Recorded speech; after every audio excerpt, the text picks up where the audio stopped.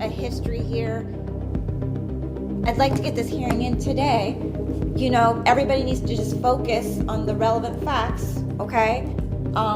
I know there's a history here. I know.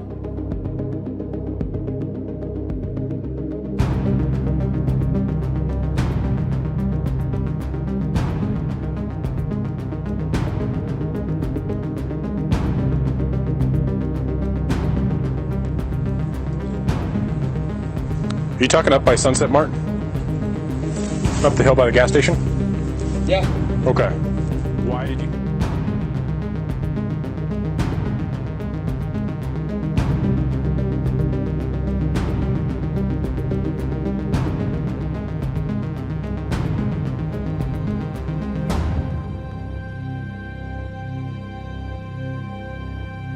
All right.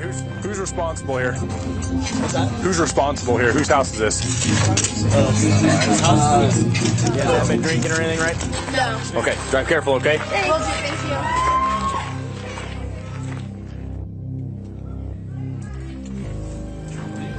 This is what the other group had that ran away.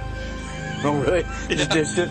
Awesome. Yeah, those ones kept walking in the car. And the other one. It's truly for the win.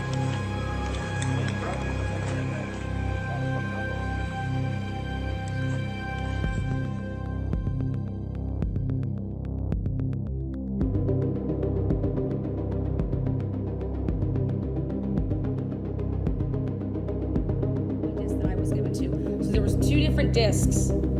Okay? They all knew about it.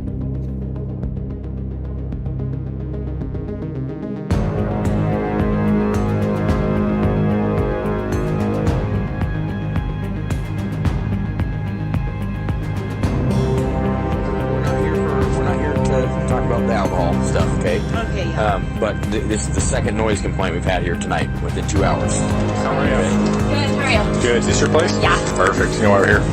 And I see noise. Noise, yeah. Yeah. Big speaker right there. Yeah. Nothing against having a party. Once neighbors start calling in, then we have an issue.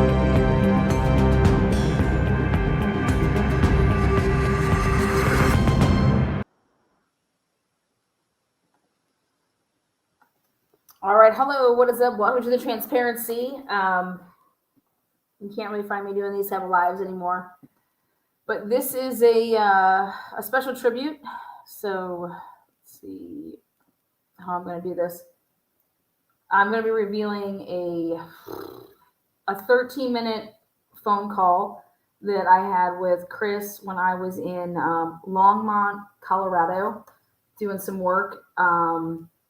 It's actually a year to right around this date.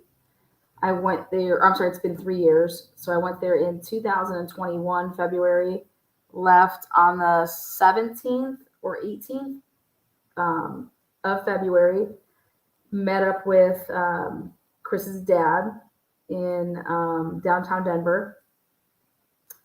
And I was there I had set up appointments to meet with different attorneys for what they were going to be pursuing. And I supported their pursuit in the efforts to obtain representation for themselves as well as representation for their son for efforts towards a 35C, which is a post-conviction litigation. And Cindy and Ronnie wanted to know more about their grandchildren and what had transpired, and I supported that.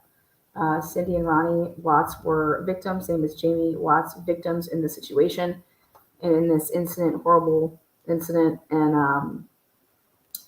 I believe that they got lost in the shuffle where the district attorney only focused, the other side for those that were victims. With that said, to freshen everybody's memories here on Chris Watts, here is Chris Watts being interviewed raw by ABC Denver, and this is what he had to say. And then I will be getting into my never released phone call with Chris Watts while I was in Longmont, tracing down the 360 Life app all the data that pertained to Nicole Atkinson during the investigation. Chris Watts, WATTS. What's going on right now around your house? And right now, it's got K9 units, the sheriff's department. Everybody's like they're doing their best right now to figure out like if they can get a scent, see where they went. If they went on foot, they went in a car, or they went somewhere.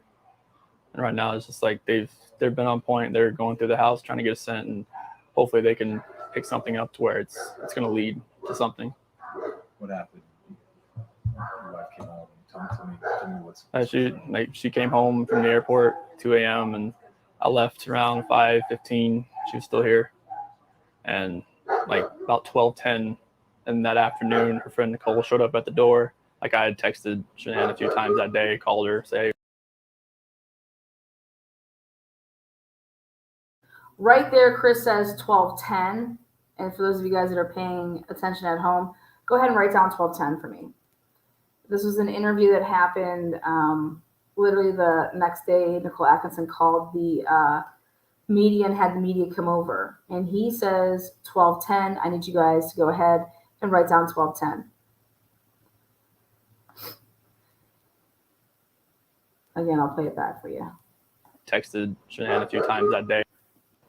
And that afternoon, her friend Nicole showed up at the door. Like I had texted Shanann a few times that day, called her, say, but she never got back to me, but she wasn't getting back to any of her people as well. And that's what really concerned a lot of people is like, she's not getting back to her. And that afternoon, her friend, 5:15, she was still here. And like about 12:10 in that afternoon, her friend Nicole showed up at the door. Like I had texted Shanann a few times that day, called her, say, but she never got back to me, but she wasn't getting back to any of her people as well. And that's what really concerned a lot of people is like, she's not getting back to her. Like she doesn't get back to me, that's fine. Like she gets busy during the day, but she didn't get back to her people, which was very concerning. And Nicole called me when she was at the door, and that's when I came home and then walked in the house and nothing was vanished. Nothing was here. I mean, she wasn't here. The kids weren't here. Nobody was here. What's your wife's name? Shanann, SHANANN. What's your kids? Bella and Celeste. How do you spell Celeste? CELESTE. How old are your daughters? 4, Bella's 4, Celeste is 3. And so, how many times did you try calling her? I called her 3 times, texted her about 3 times just to say, what's going on. Like because after I called her and texted her once, it's like maybe she was just busy. Like she had just gotten back, like everybody's probably calling her from her trip. She just got back from Arizona, and I figured she was just busy. But when her friend showed up, that's what it was like. It registered like, all right, this isn't right. Do you think she just took off? Do you think? I mean, right now I don't even want to just like throw anything out there. Like I hope that she's somewhere safe right now and with the kids. But I mean, could she just taken off? I don't know. But if somebody has her and they're not safe, like I want them back now. Like that's what's in my head. Like if they're safe right now, they're gonna come back. But if they're not safe right now, that's the not knowing part. Like if they're not safe, last night I had every light in the house on. I was hoping that I would just ran over by the kids running in the door and just like barrel rushing me, but it didn't happen. And it was just a traumatic night trying to be here.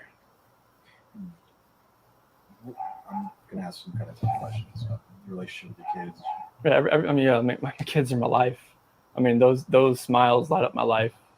And this, like, I mean, last night, like during when they usually eat dinner, it was just like I miss them. Like, I mean, I miss telling them, hey, you got to eat that, or you're not gonna get your dessert, and just like you're not gonna get your snack after. I miss that. Like I miss them, cuddle up on their couches. They have like a Minnie Mouse couch and a Sophia couch that they cuddle up on and watch, Bubble Guppies or something.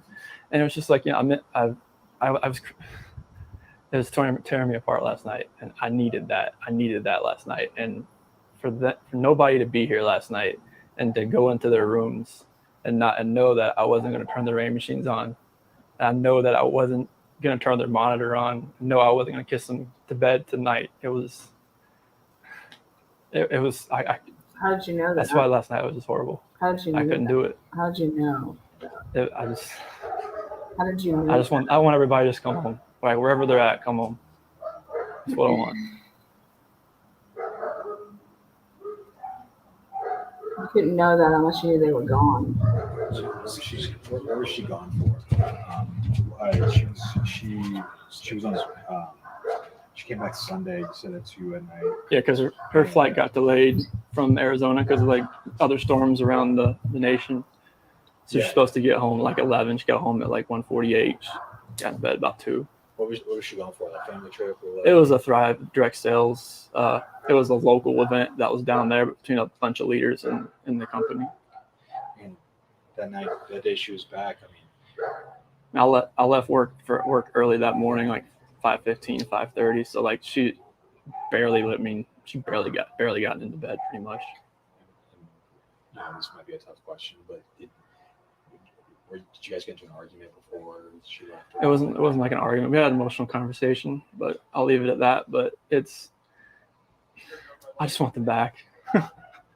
I just want them to come back.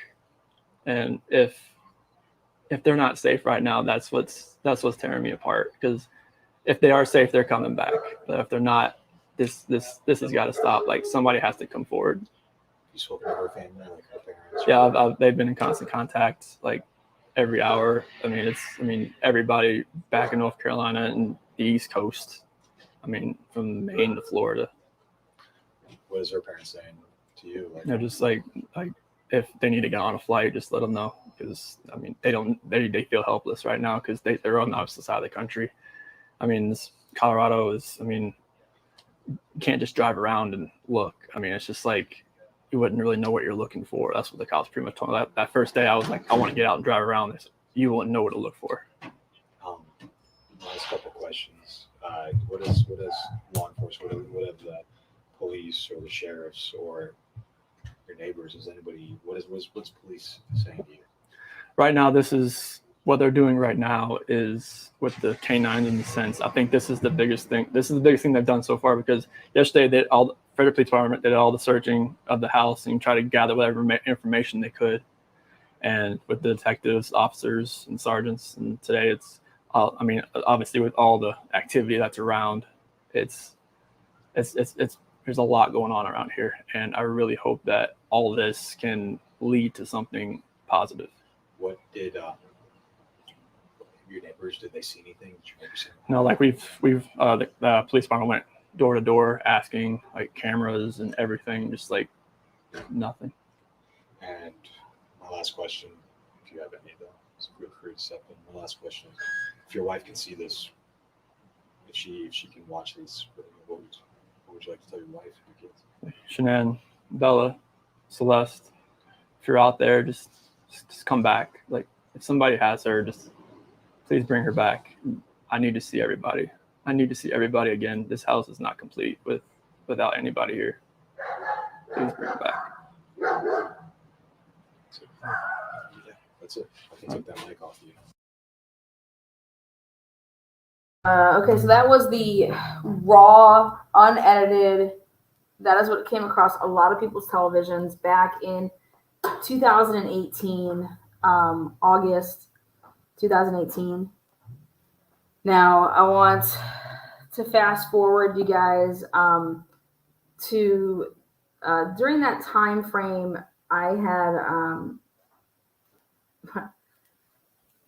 I was in contact with the Watts family, but with a representative that was actually using my cell phone devices to communicate with ABC, with NBC. I was doing all the behind the scenes work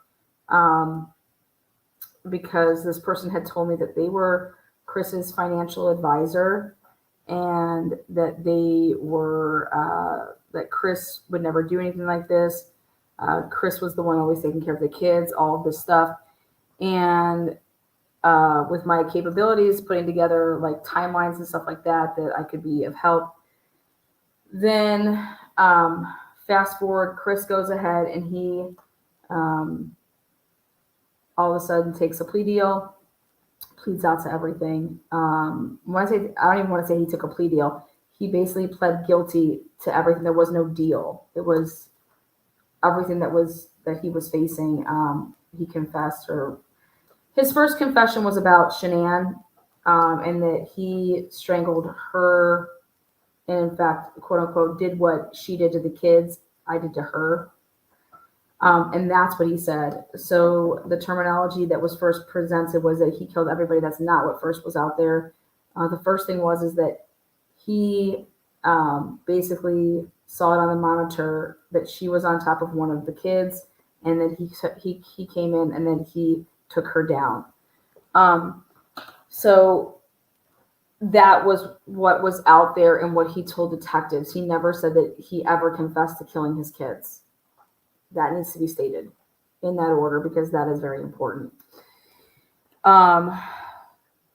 Then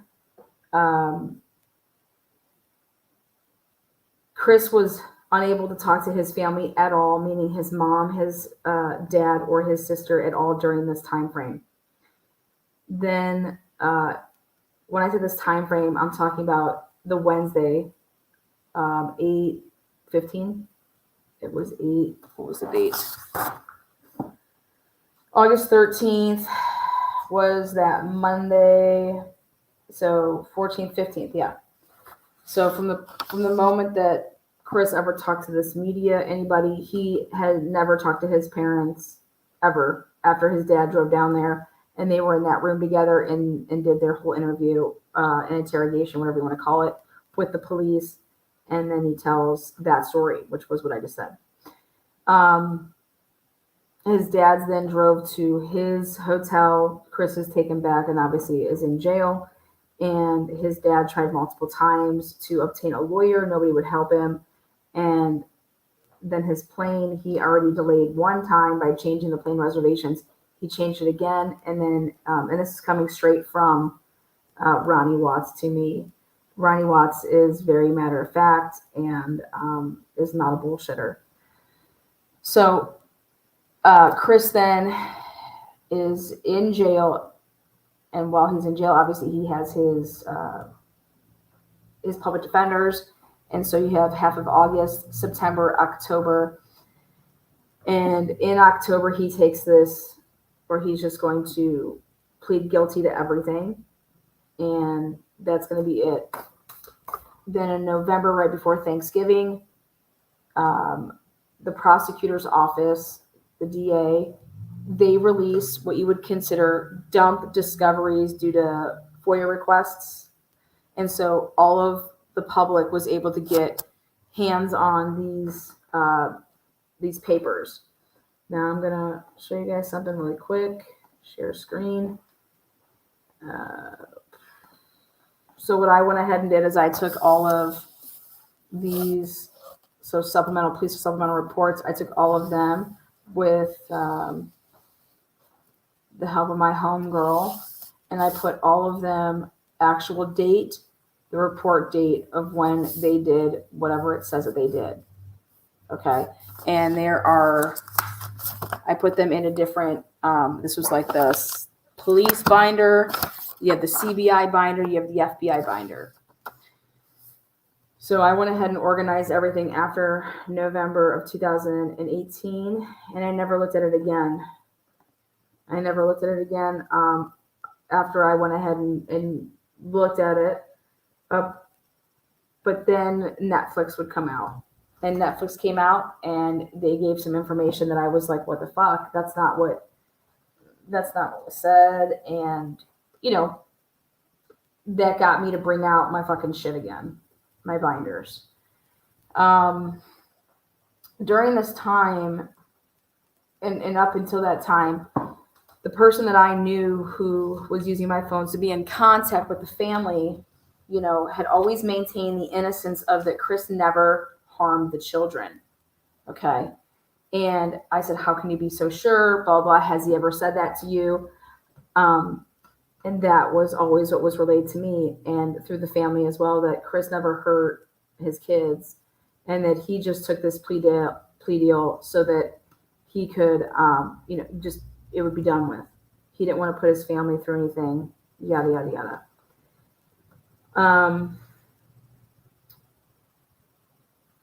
Then it would be the release of the Netflix. Then I went ahead and saw Netflix, saw something that caught my attention, which was not what was in the discovery. They released the opposite phone, which then gave me more of the discovery that I didn't have. And so I was able to connect some dots that I didn't have before. And so then I went ahead and released on, never had a YouTube channel. I just went ahead and released some of my stuff on a Facebook. I did Facebook Lives just to get out my stuff. And I put some stuff out there on a Facebook group called, what was it called? Accused. What a fucking abortion that this shit is. I always tell people, don't join Facebook groups. I mean it. Don't join Facebook groups. Now, what I'm about to show you guys is that I went ahead and started revealing all the work that I put into it, which was to show that nothing made any sense in terms of the timeline of things. When you want to throw in Primrose, when you want to throw in the interviews with people, the timeline and what the people were saying, they just logically just didn't add up. And so I just went ahead and presented that. Then I think I went on J for Justice a couple different times. And over the course of me putting out what I was putting out, the same person that I had crossed paths with back in 2018, she was working still with the family and was claiming that she was trying to obtain lawyers for the family, lawyers for Chris, so that he could do his 35C. I simply said, if y'all want that, I can make that happen in like a month flat. And I did exactly what I said I would do. And so I went out to Denver, Colorado, met up with Chris Watts' dad in February of 2021, February 18th, 19th, 20th, and 21st. I think that's when I was out there. I have the utmost respect for Ronnie Watts. Chris Watts wanted us to go out there, wanted us to all meet together, and in fact, gave this person who was intertwined with the family the boot and said bye-bye, and was like, I had already signed up or lined up different lawyers, but there was one that I had in mind who was Jane Fisher. She's actually the attorney that Barry Morphew lined up for himself for his civil dealings after he was arrested. Jane Fisher and her husband and Natasha, who is one of their PIs, one of the best in Denver. And that's who I wanted. And I was referred to them by somebody who I'm not going to mention. It's another attorney who said that once they got it through the appellate process, then she would then take it over to then do what she was planning on doing, was a trial. And I don't need to say her name, but I did a lot of work in a 2-month time period. Not even, I mean, it was like at the end of middle of January of 2021, and we were on a plane. I was off already in Colorado, downtown Denver on the 18th of February. Lined up Jane Bryleson and her husband, who did the New York, they had it was the stalker case. That was what's it called? The Bronx 4 or whatever. She met with me and she canceled her whole Friday night plans to actually meet with me late on Friday at 8 p.m. in the hotel, in like this conference room that I had set up. What ends up happening is Jane Bryleson said she's going to take the case and she wants all of my information. She said, Lana, how much time did that take you? I said, fucking over thousands of hours. I mean, I put probably 1,900 hours into that. Do the math on what she would charge anybody, what they would charge at a price of, even $100 per hour, or the price of like what an attorney would charge you is at $200 or $300 or $400 or $500 an hour.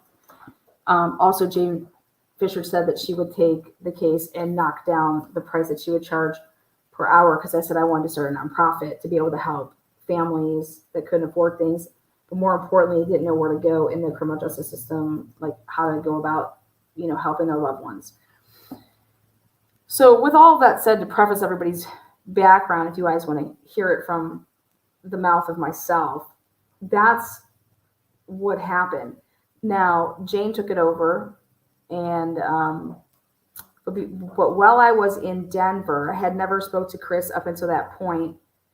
Chris then, his dad gave him my cell phone number to add me to his list. I wasn't on any list. I didn't, but Chris had called me, and I was literally in Longmont. The places that the reason I was in Longmont and the things that I was doing while I was there, not only was I to meet with the lawyers and stuff like that, but I had already was reconstructing to show that this Life 360 app, in fact, was not whatever Nicole Atkinson turned in as screenshots was actually not her path. I believe that Nicole Atkinson was turning in screenshots and changed the name of her son's name is Nicholas, her name is Nikki Nicole, and that I didn't believe that Nicole Atkinson's screenshots were actually of her own data. I believe that Nicole Atkinson's data was that of another person that was on her plan. Usually when you have the Life 360 app, you have multiple people because it's like a family plan, especially if you're in a marriage and you have kids. Like, I would hope to God you put your kids on your Life 360 plan. Otherwise, truly, what the fuck do you have unless you're stalking your significant other? Okay. So, the places that I visited while I was actually in Denver were only these places. We stayed in downtown and we didn't tell anybody where we went. So I was in downtown Denver. We were at the Embassy Suites. We didn't tell anybody about that because we had people that were acting wild. I was in Erie. I was in Longmont. I was in Frederick. I was downtown Denver, and I was in, that's it. Those are the only cities that I was physically in. Oh, and I drove out all the way out to, like, I think it's called Newcastle, to go meet with a different attorney. I met with him twice, an awesome dude. But nowhere in that can you ever find me or my device in Broomfield, Colorado. What's in Broomfield? Broomfield, my motherfucking titties. Broomfield had nothing. I would never need to be in Broomfield. I was never in Broomfield. Broomfield wasn't even on the map of radars. If anybody in this case did not ever go to Broomfield. Fuck Broomfield. So my device will show you that I was never in Broomfield. Okay. And so, boom, here we go. So while I'm on this trip, I signed up for Life 360, and I put a couple different people on that app so that we could then, and we said that we were Nicole and we were Nicholas, and so that we could like retrace the little dots and see how well they lined up with the screenshots that Nicole Atkinson supplied the police. Okay. So I also wanted to count all of these steps that it took to get off of a plane in Southwest and walk from the terminal to then a car that she would have gotten into that night, and then drove and then got out of her car, how long all that would take it. I was doing a reenactment of Shanann's steps once she got home. I was doing a reenactment of the Life 360 app. I was meeting with attorneys. Okay. I did it all. That's just them's the facts. While I was there, I had no idea that I had so many fucking fans. I didn't even know. I didn't even have a YouTube channel. Didn't know that people were enamored by either my work or them wanting to love me so much that they hated me. And I just want to take a bow. So thank you. So much so that they doxed my dad. They want to know who my daddy was, you know? And again, I'll take a bow. So I'm over here doing work, literally preparing. And I did all of this within a month and a half, which all of these people that have had these YouTube channels and talking to whoever, they couldn't get dick done. I did this shit in a month and a motherfucking half. I laugh at that because I get shit done. That's just what I do. Be a doer, not a talker, right? Yeah, you know. Had all my binders all ready to go. Had a whole separate fucking other my luggage. One of them was straight up for the binders. Straight up for the binders. The binders got flown to fucking Colorado. Flown back. Then when I'm there with Jane, she's like, okay, we're going to put all this and we're going to scan it all in and put it so it's all digital. I said, that sounds great, but who's paying for all that shit? Because I'm going to tell you how much that costs when you go to a place like Staples. When you go to a place, if you want to do it yourself with like a projection screen and you're taking, fuck all that, that's fine. I will do all that, but that's a lot of time. I've already done all this. Here, well, we're at your office. Y'all can scan all this shit in, or you all can make copies and do whatever the fuck you want. But at the end of the day, the last thing I was there for was anything other than my trip. I wanted to see how dark it was at night. So I went to the house, at 2 a.m. Literally working around the clock. While I was there working around the clock before I left, I did all my own emailing to all these attorneys. I set up all my own appointments. I had Ronnie Watt sign off on everything.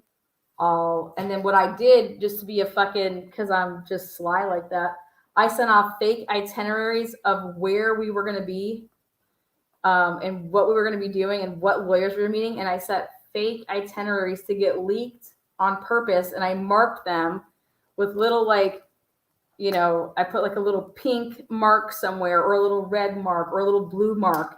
And I knew who I gave what to, so that if that got leaked, I knew who the fuck leaked it, So I was basically running my own security with it as well. And it just, I'm not going to lie, that was for my own entertainment. That part of it was. So I was like, hey guys, we're going to go ahead. I talked to Kelly, who's Jamie Watts' best friend. I said, we're going to go ahead and put a fake itinerary together and send that out. And they're like, why do we got to do all that? I said, well, because we do. I said, don't you want to see who's leaking shit? And we'll see. So I sent out like 3 or 4 of those.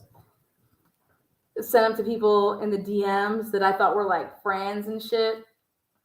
Go ahead, spread that shit. We'll see who's who. Anyways, I got the most out of that. That was my personal laughs. But I can promise you, my motherfucking ass never even knew that Broomfield was a motherfucking city. Until she tried to make herself relevant. It didn't even know Broomfield was a motherfucking city in Denver. Quote me on that shit. Anyways, now, while I was there, Chris Watts calls my cell phone. I didn't know it was Chris Watts. Obviously, when I get the fucking call, it says, will you accept a phone call from blah, blah, blah. And so this is a phone call that I've never released on any platform ever. And so I'm going to release it for the first time here today. And I'm also going to release pictures that I've never released before of the basement of the Watts home. And I'm going to call Primrose right now. And we're going to talk to Carrie Woods. You guys know who Carrie is? Do you guys know who motherfucking Karen is? Let me show you guys something. So before I go ahead and show you all something, let me show you something right here. Now, do you see where it says supplemental right there? And it says supplemental 1. That means it's the first report ever made in the case. Okay. Now let's go ahead and look right down here where it says the name. Oh, whoopsies. Over here. You guys see where it says a female named Karen? You guys see Karen? I say, Karen? Who the fuck is Karen? No, Karen. They work with was also in Arizona and lives in Colorado. Okay, so I said, oh, interesting. Let's see what Karen has to say here. And then I went and looked at what more Karen had to say. So that's how I found out about Karen. She was in the first supplemental report. Karen was. All right. Her name's Karen Epps, by the way. And then I want to have you guys see after that, and all my amazing work here. This is motherfucking Karen Epps' interview on 8/15. But I noticed that Karen Epps we had some motherfucking discrepancies, and we're going to get all to that. But Miss that. yeah, we're going to get all of that. But basically, what Karen Epps showed me is that everything that she was getting was coming from one motherfucking person right there. But we're going to get to that in a second. So here we go. This is a phone call that I've never revealed to anybody ever.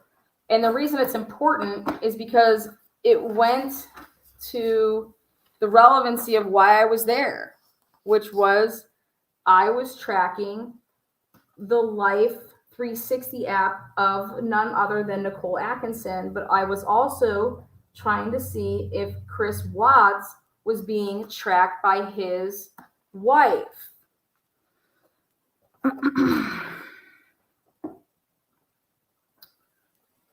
All you Karens out there. Look at what Kelly did.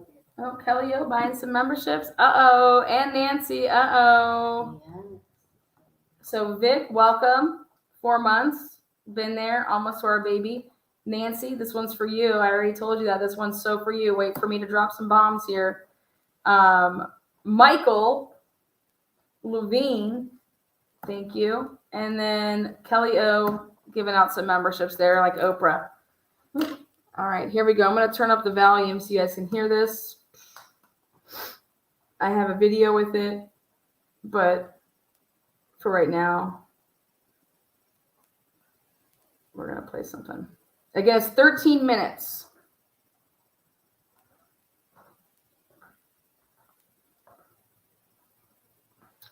Let me take it off my Bluetooth.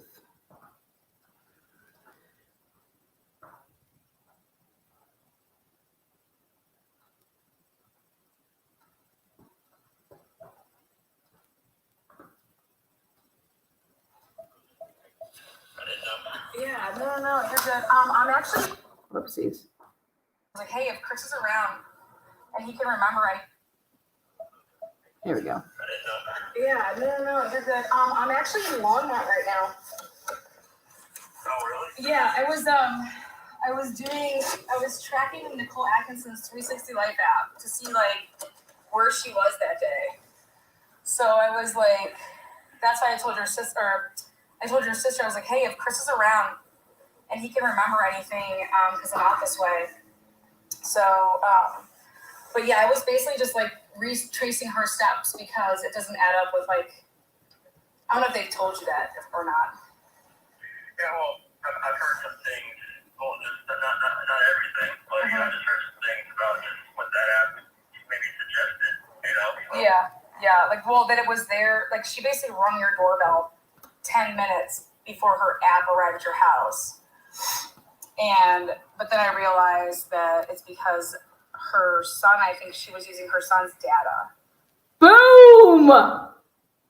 What I tell you all to listen to in the beginning. Remember when Chris Watts, he said it the day after literally this happened, the people are there to interview him, and he says 12:10. Then Nicole Atkinson arrives there, okay? 12:10. You can't make this up. That's like the man said that. Wow, where did he get that number, 12:10? We're going to talk about where he got that number from. 12:10. 12 motherfucking 10. It's because his app revealed that. Not Nicole Atkinson's Life 360. Not the one she turned in. It's because Nicole Atkinson was there prior to her son coming there. He has it on his phone, though, and nobody ever released it. But in that even interview, he notes 12:10. Well, I was able to get my hands on the actual handwritten statement of Chris Watts, which he said he is using his phone, looking at his phone, and writing the shit down when he sees it. In that handwritten motherfucking statement, he says motherfucking 12:10. Nicole Atkinson doesn't get there allegedly until 12:18, 12:17. Now, Nicole Atkinson walked her fucking happy ass out of that house. That's what alerted the, You can't see somebody that's coming when your Ring camera notifies you. They're just at the front door. Chris wasn't looking at everything. She's at the front door at 12:10. Which way did she come from? So here's my conversation with Chris explaining this to him. Yeah, no, you're good. I'm actually in Longmont right now. Oh, really? Yeah, I was tracking Nicole Atkinson's 360 Life app to see like where she was that day. So I was like, that's why I told your sister. I was like, hey, if Chris is around and he can remember anything, because I'm out this way. So, but yeah, I was basically just like retracing her steps because it doesn't add up with like, I don't know if they've told you that or not. Yeah, well, I've heard some things. Well, just not everything, but you know, I just heard some things about just what that app maybe suggested. You know. So. Yeah. Like, well, that it was there. Like, she basically rung your doorbell 10 minutes before her app arrived at your house. But then I realized that it's because her son, I think she was using her son's data. If that makes sense. If you know anything about that app. Yeah, I don't know much about that, but the Longmont, I worked at Longmont Ford for a couple, I don't know, maybe like 2 years. Yeah. Hey, you sound great, by the way. Like, and the picture that your sister took, I mean, that was just, it was like. I just love what God's been doing in my life, and I can be happy no matter if I'm in a place where most people think it's just a dark, horrible place. I mean, it can be if you let it. You know, you can go sit in your cell and you can let the walls just close in on you. You can just, you know, let the lights turn out at night and just cry to yourself. You can just feel like you just want to hurt yourself, bang your head up against the wall or whatever. But, you know, you can let that stuff happen. I mean, it does happen every day. It happens. I mean, other places, people get hurt every day. Here, it doesn't happen because God moved me to a place where I literally couldn't be safe. Yeah. Like, I mean, the day that I went from the Colorado jail to their intake prison, I was just like, okay, I was just praying that God, you know, just deliver me wherever you're going to take me. And then literally within 7 days of being in there, you know, this transportation unit came and got me and threw me in this transportation van, and I was just sitting there chained up with the chains grinding against the diamond plate on the bottom. I was just praying like, I don't know where I'm going. They didn't tell you? They never told you where you were? No. It was, So, we stopped at like 3 or 4 places on the way, just to use the bathroom and eat a bag meal, and then right back in the van and ended up in Wisconsin. I was just like, thank you, Jesus. Wait, I never knew that. They put you in a van and drove you from Colorado to Wisconsin? Yeah. Holy, you know what, honestly, I didn't even think about the whole transport.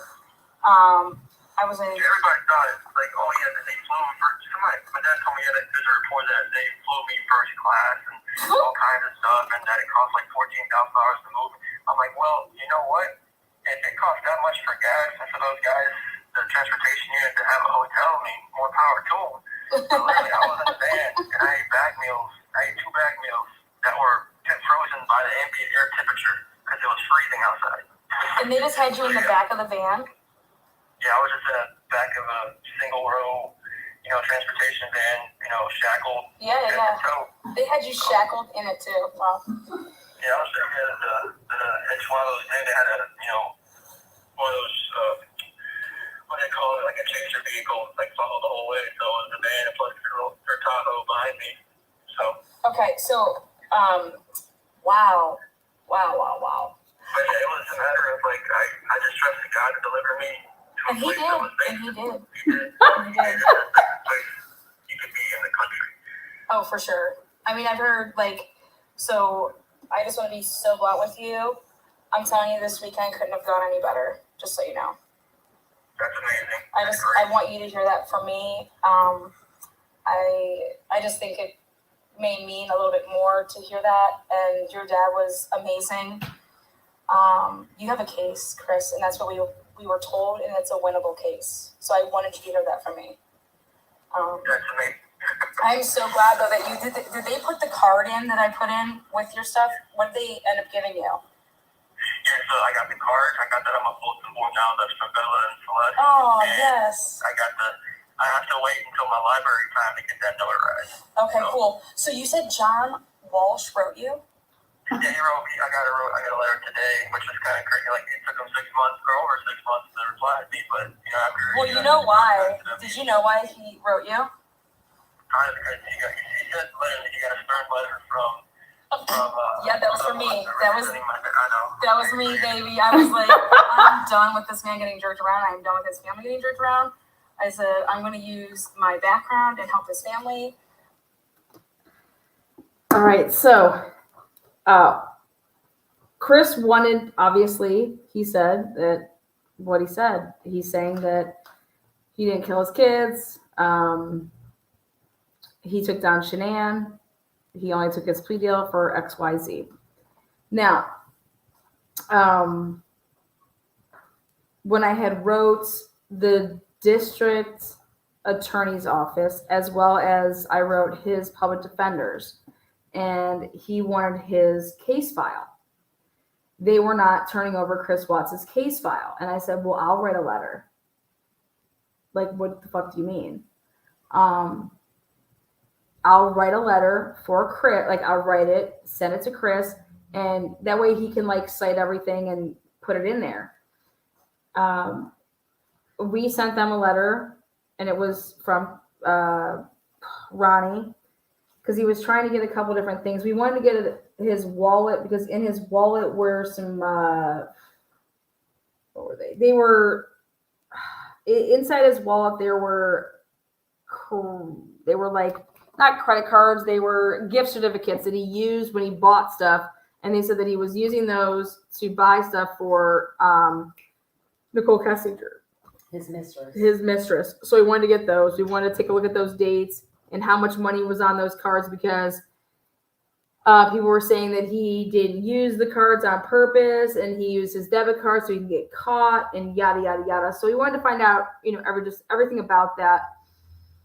Chris was trying to write John Walsh for 6 months, wouldn't write him back. I write a letter, lit their fucking asses up, and he writes back literally day 3. Lana gets it done. I get it done. And it's because they were literally they were lying. They were lying, and I caught them in a lie, and I said, oh, well, da-da-da. And they didn't like to be called out on a lie, but I had no problem. Fuck everybody. Like, it is what it is. So again, this is what I am being told. Then I sit down, they reviewed some stuff, they used things that they shouldn't have, whatever. And Chris is over here maintaining that he didn't kill his kids. I'm talking to the man right here. Okay? This was February 18th. Or I'm sorry, the time was February 19th. Actually, this conversation was the 20th, I believe. How many years ago? I love that. This is 3 years ago. Wow. 3 years ago. And because I'm not going to help anybody for any reason unless what I'm being told, which is I didn't kill my kids. I want to do a 35. I want to appeal. Okay. I was basically forced into what has transpired. Okay. And met with the lawyers, and the lawyer said that 2 lawyers said that he had a case. And then, but I wanted a certain specific lawyer, and she fucking said, boom, she would take the case. Again, then I was dealing with his family, and they wanted to know what happened with their grandchildren. Regardless of anything, they were just not seen as victims.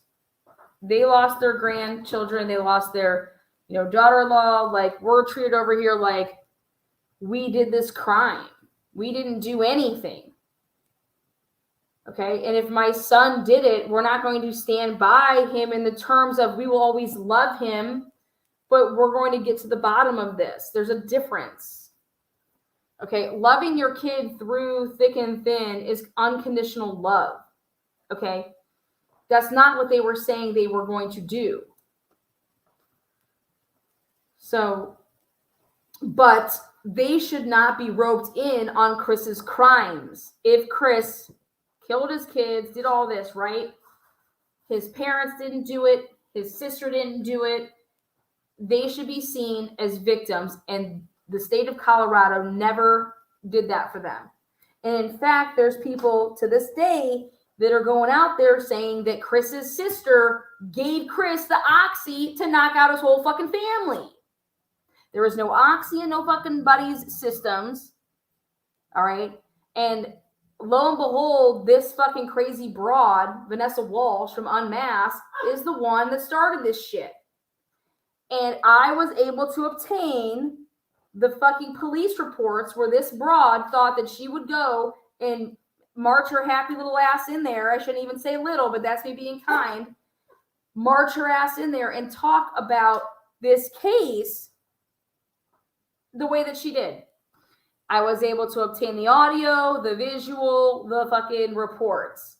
And my ass was floored that you're going to attack a family that has nothing to do with this, attack me because you couldn't get shit done while you live in motherfucking Colorado. And you live in That ain't my Colorado. motherfucking problem. They don't want to work with you. They don't trust you. They don't like you. They said, boop, boop. And what this woman tried to do and rope in Jamie Watts into this crime is absolutely unfucking believable. And I'm going to show that. Chris Watts, I look at it this way. Chris Watts, if you're so innocent, I gave you an opportunity through your parents because I wanted to back his parents, right? Gave him an opportunity, and he would rather protect these little online people who he thinks he has a relationship with. I look at him as a fucking weak ass coward motherfucker, and you are guilty. Now, with that said, do I feel the same way about his mom, his dad, and his sister? Absolutely not. That motherfucker is his own person. Period. Do I think the district attorney in Colorado should have protected his mom, his dad, and his sister? Absolutely. His niece and his nephew? Absolutely. Did they? Absolutely not, right? Chris Watts doesn't know his case from his ass to his dick. You ask that motherfucker anything about his case, he don't know it. He has no idea what went on in his motherfucking life. I'm telling you. Period. Period. Period. Period. We'll continue on here. Again, this was February 20th. Now, let me fast forward here. Where it is in the...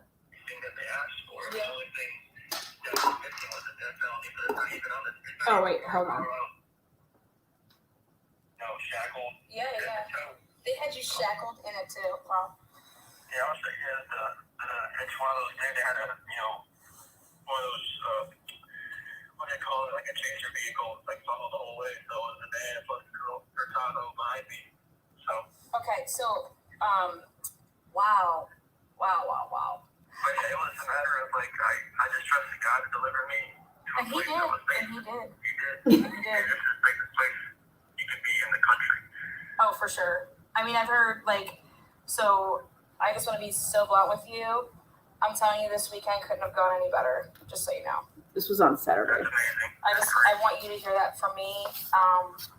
I just think it may mean a little bit more to hear that, and your dad was amazing.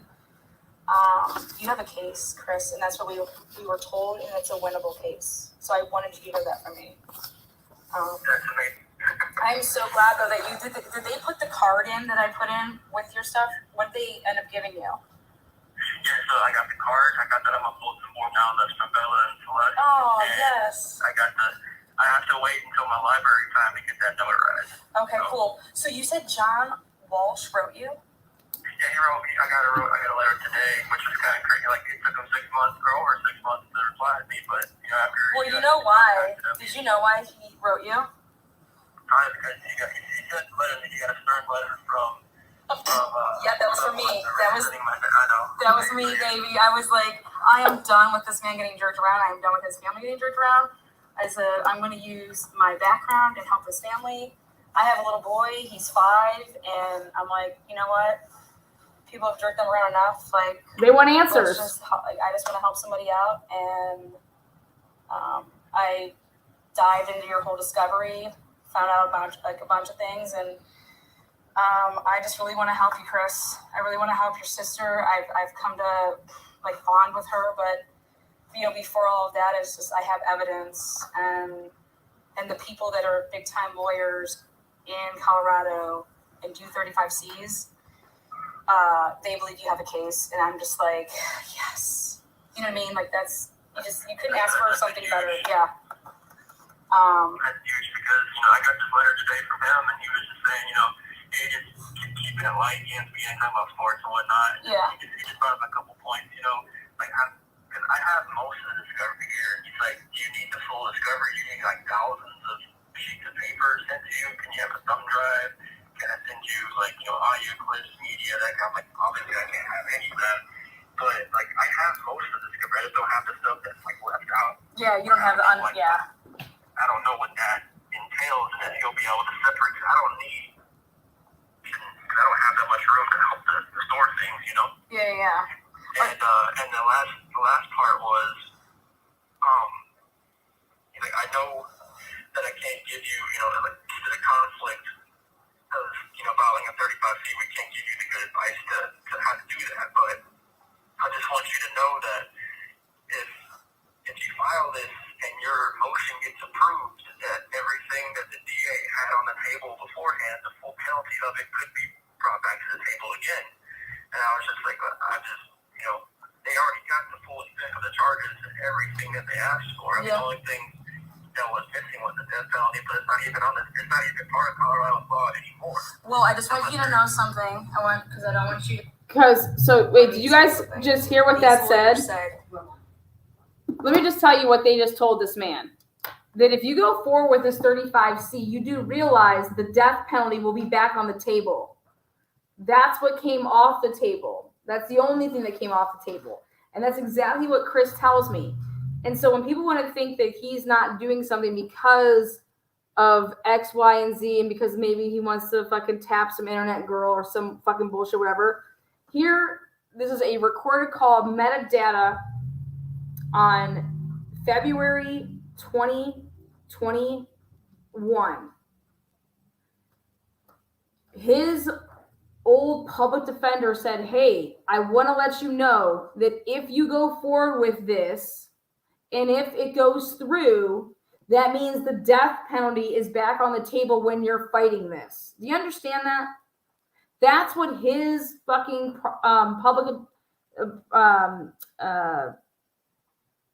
his public defender told him literally 3 years later when he fucking wanted to call him up and say, hey, if you go through with this and if it's overturned, you're still going to be facing now you're going to be facing the death penalty because that's what we got off the table back then. And then Chris is saying, hey, well, the death penalty is not a part of Colorado law anymore. All I'm saying is holy motherfucking shit, Chris, are you listening to that? He is still trying to work with the state to say, are you sure you want to do this? Because you're looking at the death penalty then.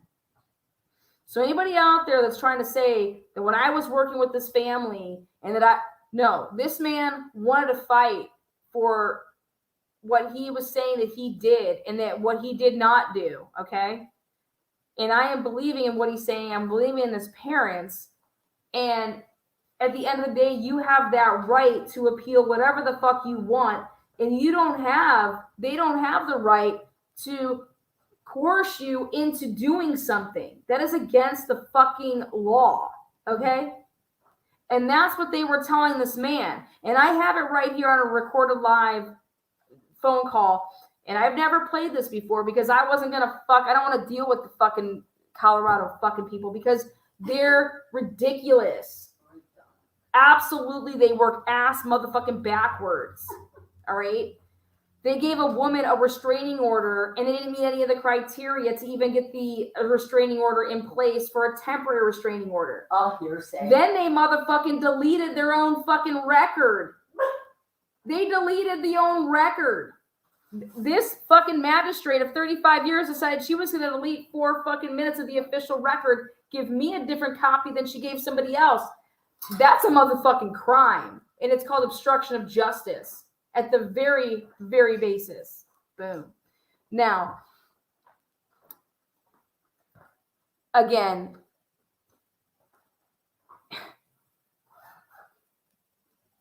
I don't care anymore. This shit, don't care. The lies, though, and what people have said about this, that, and the other, y'all don't know fucking shit. And y'all are listening to these fucking chump channels that don't know shit because they don't talk to this person. They don't talk to that person. This is a recorded phone call. Literally, I am in motherfucking Longmont, Colorado on February 20th talking to this man.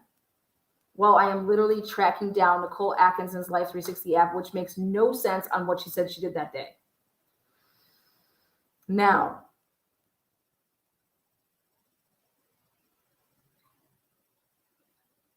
people that are putting it out there that Chris Watts didn't move forward because of a piece of ass that he was tapping on the internet and blah, blah, blah, blah.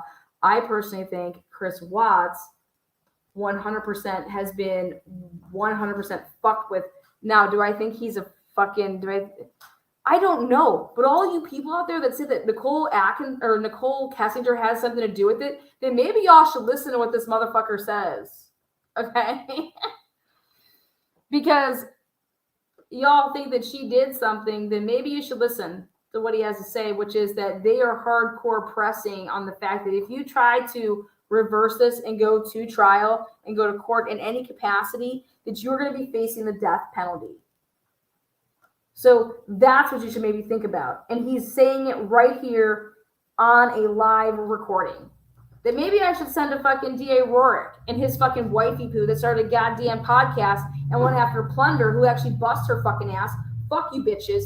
Plunder didn't do shit, and y'all fucking tried to go after her with a copyright strike. Fuck you. Yeah, Paula's amazing. Plunder's amazing. Get fucked. All you lying ass bitches and anything that you lie about, fuck all y'all motherfuckers. Unmasked, you don't even have a fucking channel anymore. You are so fucking defunct motherfuck shit, and you made your shit off of NK being so fucking involved. Do something about it. Let's see you. You can't do shit about shit because you don't know shit. You know why you don't know shit? Because all of your fucking sources are shit. Y'all lie. You lied about everything to do with the Watts case. Fuck y'all.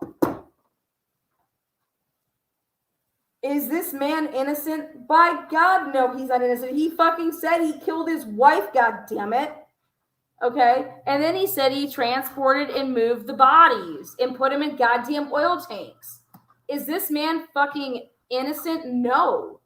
But did he kill his kids? He's saying he didn't. Maybe people should look into it. So you want some truth, you want some transparency, come right here. I support the fact that his sister had nothing to do with this, his mom nor his dad. They were victims. And that fucking piranha ass channel that is run by a goddamn midget and a fucking cheating ass hoe and her husband's fucking spreading everybody and then coming home and bringing the disease back. That's all I got to say about that. I love it. Y'all are pathetic. Let's continue. I did what y'all couldn't do. I did it in a month and a half. Literally in a month and a half. So like, and that's what I was just back to the table again. And I was just like, I just, they already got the full extent of the charges and everything that they asked for. And the only thing that was missing was the death penalty, but it's not even part of Colorado law anymore. Well, I just want you to know something. I want you to be told something separate. But because your case technically was before they abolished the death penalty here, it would go back on the table, but let me explain something. See, I was These lawyers honest. said how you get false confessions, how you get people to plea is you threaten them with the death penalty. That's what the DA will always do, and that's how they get people to say, okay, like, I don't want to, okay, I'll do, okay, I'll sign. Okay, I sign. Like, I'll just sign. So these lawyers know that Rourke did that.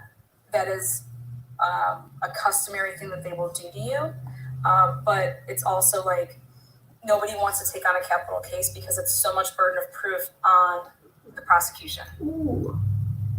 So like all I'm saying is the most important thing to know with that is don't let them bully with you with that because that's what they did the first time. If that makes sense. Yeah. Like they used that. They were like, we're gonna go, it's the death penalty. All calls other than properly placed. Attorney calls may be monitored and recorded. Attorney calls. Maybe. Yeah, it's just that comes on every time. Yeah. Attorney calls. What? But yeah, no, actually that's with like both, like the two main people that your dad's, considering, which we're leaning way more towards the other, the one of the two, but Chris, What's left on this? 4 minutes. They let us know at 4 minutes that this could be recorded. When Chris Watts is talking, they listening, and I'm over there telling them, hey, just so you know, your case was when the death penalty was around, so you would be subject to that. I wasn't lying to this man. The fuck out of here. I don't need to lie to nobody. I'm just simply saying I back my work. I back my evidence. And I can tell you this, that if you are saying you didn't kill your kids at the time, right, then prove that. Prove to me that you're a man. Or come out here and say that you killed your motherfucking kids and end it for your parents, end it for Shanann's family, do the motherfucking right thing, or shut the fuck up. That's how I roll. And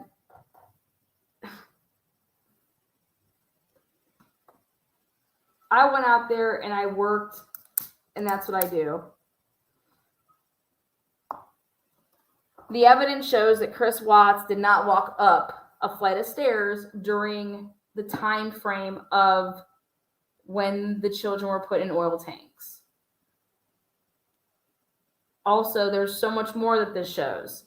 The kids were placed in oil tanks going up a motherfucking, literally a flight of stairs, not once but twice.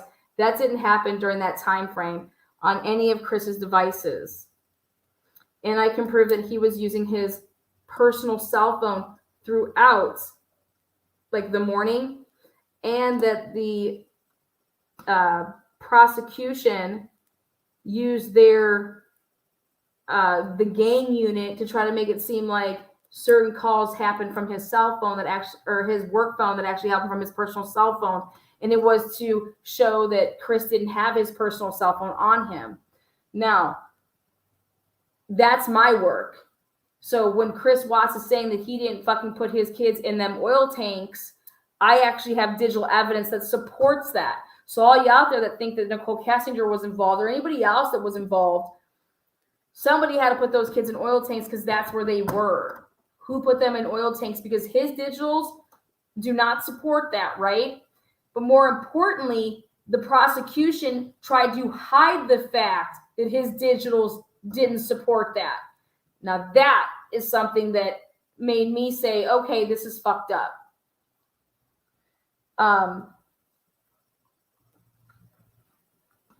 I'll debate this case with anybody, anywhere, anyhow, because nobody can fuck with this case when it comes to everything about this case in terms of reports, who did what. The FBI was involved, the CBI was involved, and then every supplemental report that the police departments did on 3 different police departments were involved in this. Not just Frederick, you have Erie. Broomfield was involved on a slight little, because Kassinger, they were following her ass around. End of the day, if somebody doesn't want to fight for themselves, we shouldn't fight for them. Don't fight people's battles. Fuck them. You can help people, but you will not fight people's battles. When you start fighting people's battles, you are like you're fucking pussy whipped in some capacity. And that's what I said. I'm not gonna fight if you're not gonna. Why would I fight for you? I don't even fucking know you. Fight for yourself. If you didn't do something to your fucking kids, then why the fuck would you ever say that you did? Because that's the last thing that I would ever say that I did to my kid. The fuck's wrong with you? You know? And then you got somebody that's on the back end being told, if you fight, we're going to kill you. So maybe you should listen to that. I don't think that's right either. I don't think that you should threaten people with the death penalty in order for them not to speak. Fuck all of that. And Chris Watts isn't saying that he is innocent. And people need to stop saying that and that I'm fighting for Chris Watts. No, I'm fighting for the goddamn truth. What happened to those beautiful babies? But I'll tell you what didn't happen. And what didn't happen is what Unmasked, True Crime Channel, who has never done a live again since going to court with me, and that's because they lie. They can't do a live about this case because they lied. They went out. I get back from this trip on February 21st. On February 23rd or 24th, that fucking cake face hoe goes live to say that she knows that Chris Watts' sister gave Chris Watts oxy to give to the kids. Now that is some fucking fucked up shit right there. I guess when you can't fucking join them, what do they say? If you can't beat them, join them. That's when that channel became a full-on fucking troll channel. And that's the channel that did all those NK series bullshit. So much so that this girl said that when I was on my trip to work here in 2021, she put in a police report that I was actually trying to go to Broomfield to stalk her and come to her house. She said that I was trying to murder her. The fuck? Y'all, excuse me?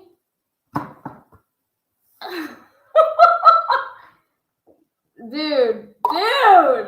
She put this in paperwork with the police department.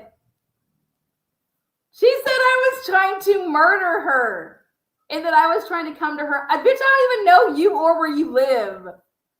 I wasn't in Broomfield. Shit. Get the fuck out of here. No wonder why your house is what? That house in the city would cost about $3-4 million. You live in way the fuck out there. It's like Frederick. It's cheap as fuck to buy back then. And then you got some little mini man running around saying, "Oh my God, I'm the business manager." Find out the reason that I'm over here like, wait, what's going on? Oh, I got it.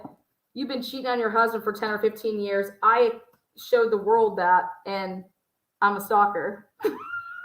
No, I just did what Jerry Springer would show anybody, that Maury Povich, you're a home wrecker. But let's go ahead and talk about the Chris Watts case. Fuck out of here. What kind of questions do you guys have for me? Anything? Otherwise, I'm going to show some more shit. And that all these fucking creators, these girls, took off their clothes, took pictures of themselves, and sent them to me. This case brought me nothing but literally hoes. Chris Watts, you can have my motherfucking hoes. This case brought all the trolls, brought all the hoes, and guess what? They all came from the same fucking camp. And I exposed it. I exposed where they came from. So I will drop the link and I will debate anybody in this case. Hands down, y'all don't know shit. Y'all believed what somebody was telling you. We're talking about a channel that literally stole a channel from another person and then renamed it. Like, it's just sick.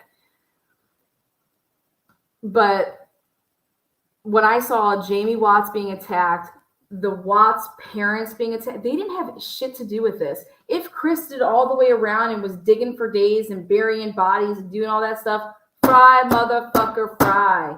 Put his ass, do whatever the fuck you want with him. I don't give a fuck. I don't give a fuck. You can clearly see I'm talking to Chris Watts, and he wants us to go forward with fighting for his appeal. Then all of a sudden, he doesn't, and I can only fucking imagine why. Well, I went back and I listened to some recordings, and I'm like, well, Jesus Christ. He's over here saying to me that the death penalty was still on the table. Like, if you turn back time, there is going to be, the death. And you know how I would feel about that? Kill me. Who gives a fuck? Why would I want to live in prison? I'm sorry, but like, you guys can kill me. That's fine. I don't give a fuck. If I didn't do something, I'm going down. Like, I'm going fighting. I'm not going to be like, yeah, I'm going to plead out. No, fuck you. I didn't do that. This is what really happened. Like, I was fucking around with this girl. I wasn't paying attention to a thing that was going on. Then I'm actually seeing that I was trying to be set up. Like, and that's all. I want to be able to get to the bottom of the truth, which is this dude had no idea what was going on in his life. None. Why is Primrose being contacted 3 times before anybody called Shanann's cell phone? Explain that to me. Explain that to me. And nobody can. Nobody can sit there and explain why Shanann's phone wasn't contacted by anybody, by her mom, her dad, nobody. But yet the daycare is being contacted. Explain that to me. And the only reason that would happen is because if people knew that you didn't have your cell phone on you, because somebody would be in that house and say, I have her phone, she's not here.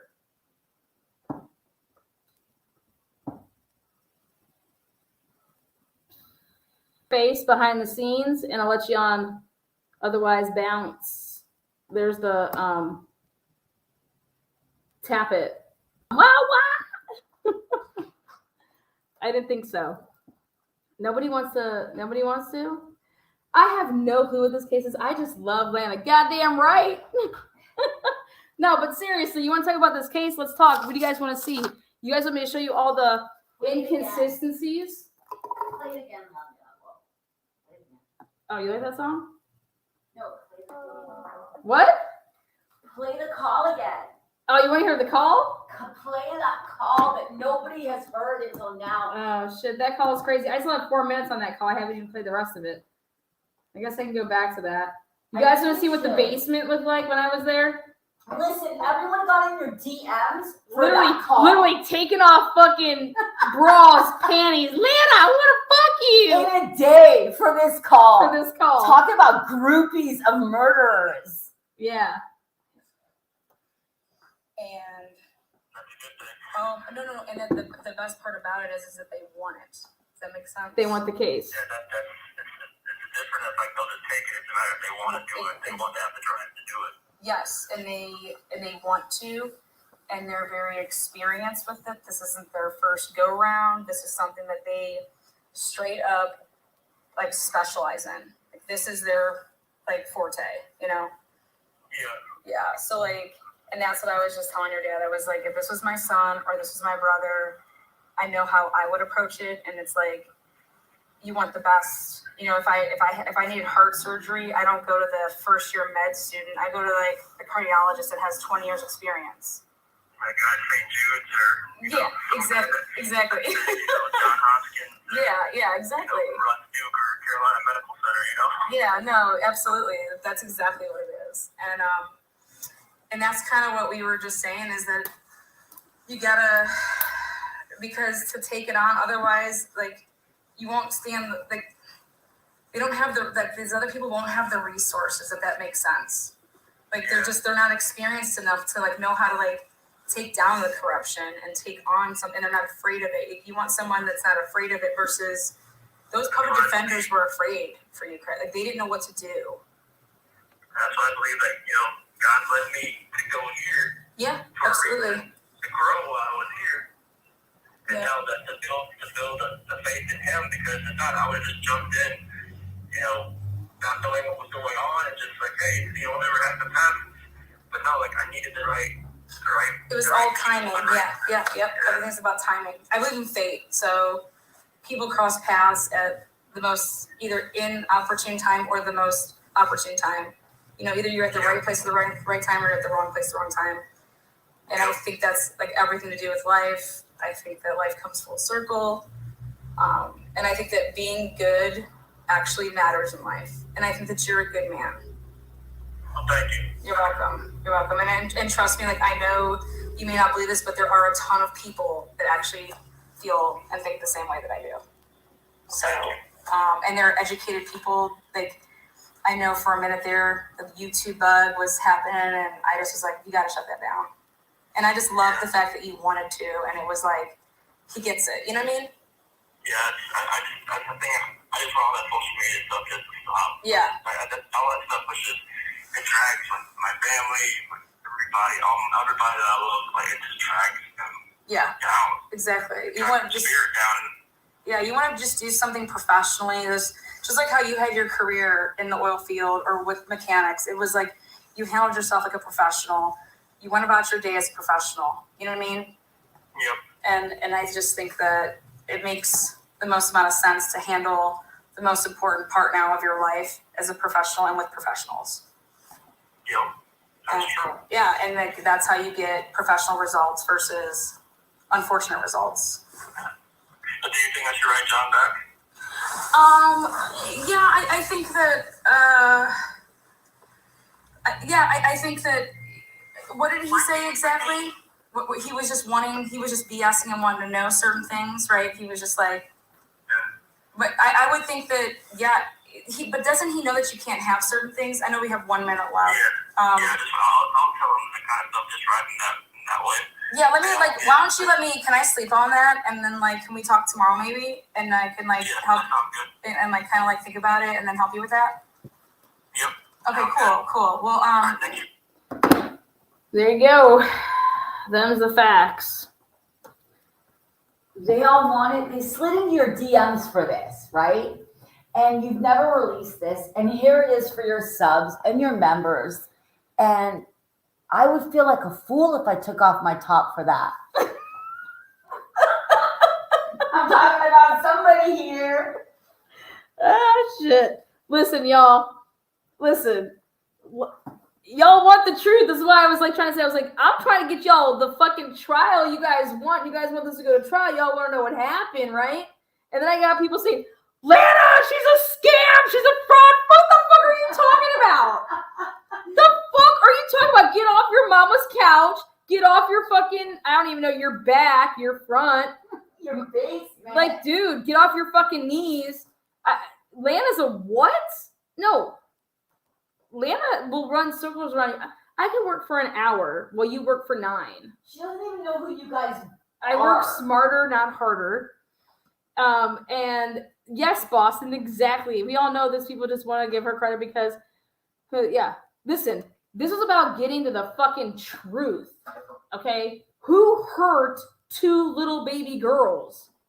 And everybody out there that said that Nicole Kessinger did it, this was your way. And guess what? Those are the same people that were like, fuck Lana! And I'm like, are you insane? I'm over here trying to get you what you want.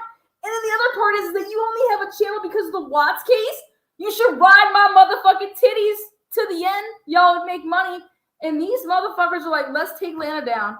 And I'm like, that's how dumb you are. Well, that's why their channels don't exist. And that's why you're where you're at. I'm over here trying to say, I'm like, wait a second. Y'all, listen to this. Bush League. Do you not get... I'm trying to, make your channel have any type of purpose. And goddamn, Lana, if she does this, then, oh, fuck. If people are... I didn't even have a YouTube channel then. But, hey, we're going to take down Lana. Take down Lana how? We're gonna call the Attorney General, and we're gonna let the Attorney General know that Lana shouldn't have a goddamn what? Nonprofit to help people? Awesome. You guys are some stellar motherfuckers out there. No, y'all are stupid as fuck. Period. But like I said, Here's the link, dear it. Dear it, you won't take it. Here it. Dearest thing. Here you go. Hey, dear ya, come up here. Grab a piece. Nobody's going to grab shit. Now let's talk about what I know about this. I'm going to start with this. I'm going to start with I called Broomfield. Okay, Broomfield. And I said, I have a question. Did Jamie Watts give Chris Watts oxy to kill his kids? Because I checked out those reports, and for by God days, there is no oxy in anybody's system. Yet this broad, Vanessa Walsh of Unmasked, says, Lana, I have the real toxicology reports, and what you have is fake. I said, girl, you are insane. I was like, what? Fraud. You are a fraud, man. A fucking fraud. Lana, I have the real fucking toxicology. None of that's true. I said, who's your source? Ludovica Bibiani? All right, let's take a look at it. What a psycho.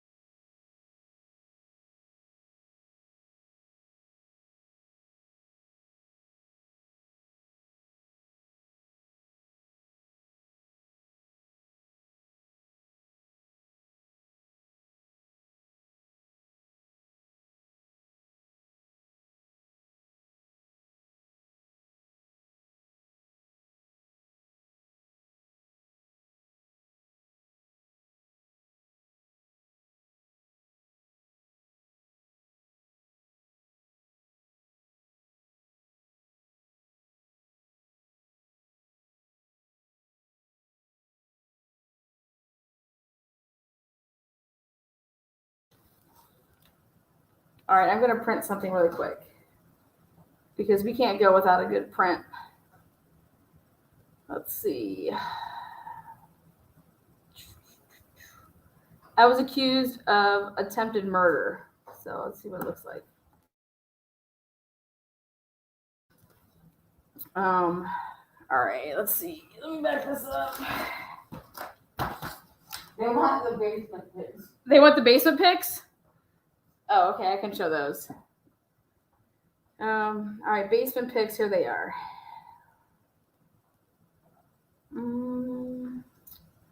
I just love all you haters coming here to suck on these. I love it. Wow. It's like, Lana, oh my God, I love you. Lana, will you pick me? Sick fucks. All right. Lana, I'm really a troll, but I just love you. I love to suck on titties and dicks at the same time. Lana, pick me. Let me be your hoe tonight. They got the wrong one. You got the wrong motherfucking one. All right, here we go. Let's take a look at what I got here. All right, so when I was there, it was February 20th, 2021. Oh my God, like 8 years ago. Yeah, so this is what we were able to take pictures of when we were there. So this was the basement. I got all the way down in the egress windows. Okay, so this is one of the pictures. Let me make it as big as I can. There you go.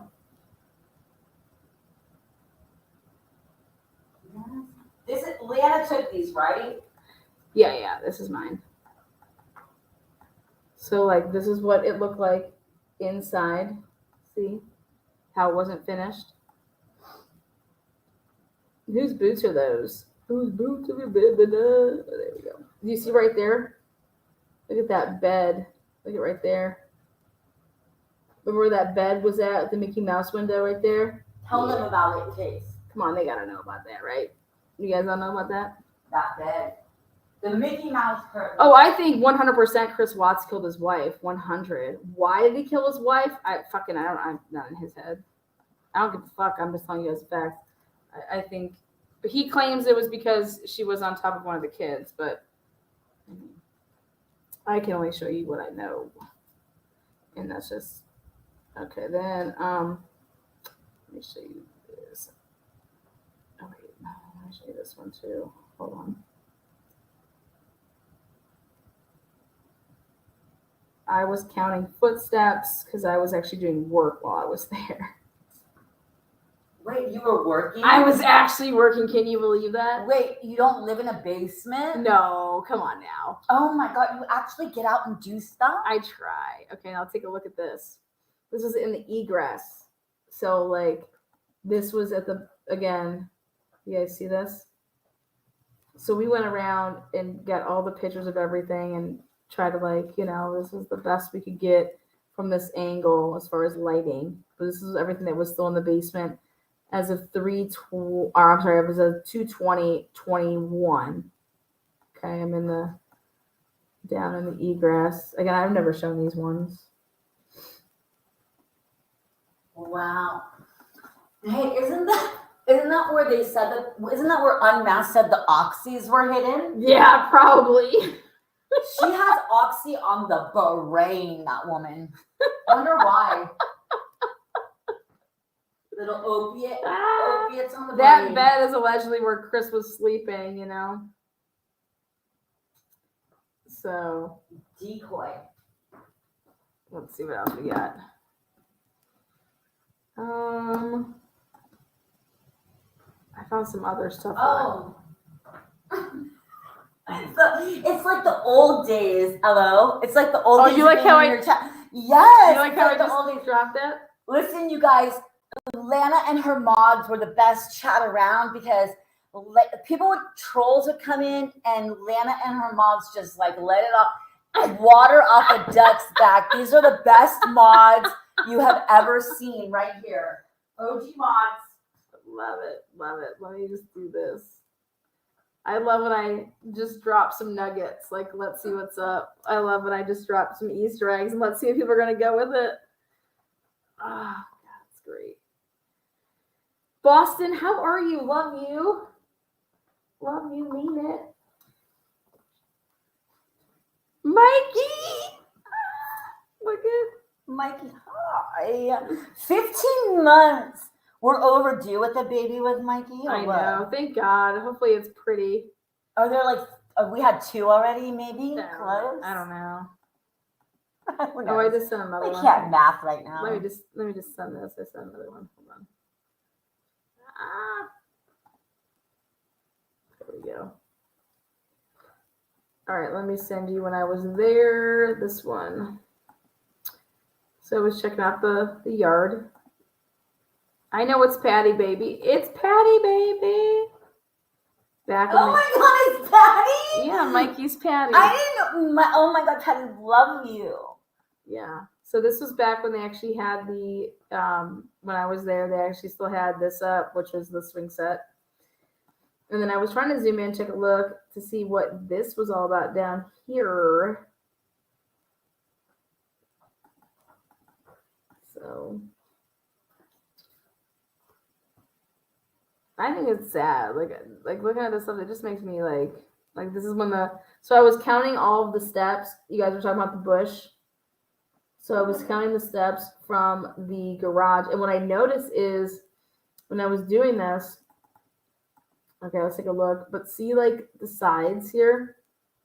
The garage was just a shit show. It was just a shitty mess. See over there? It was like, I was like, did somebody fucking hit this or what? But I was counting my steps. So from the garage over here.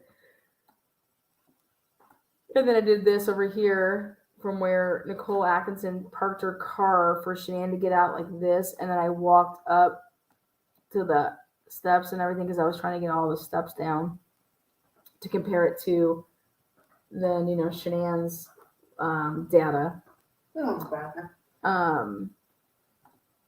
But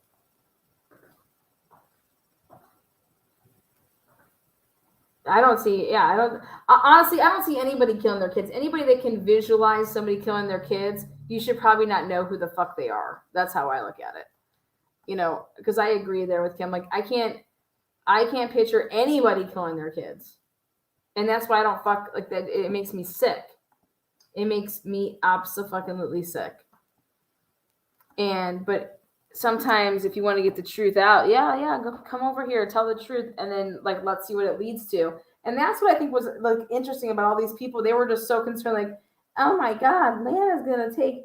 Dude, I didn't even have a YouTube channel out. I was just trying to get the truth out and doing things like your business interference. Like that's what all y'all's all like, just fucking low ass fucking dead weight motherfuckers.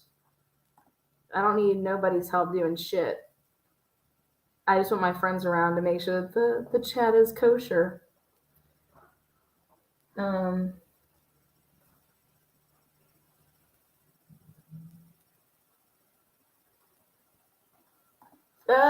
look at that. I love the OG mods. And Lana missed you. Oh, look at that. Everybody comes out of the woodwork when you need them to. Shit. Anyways, let's take a look at this. I think I put it.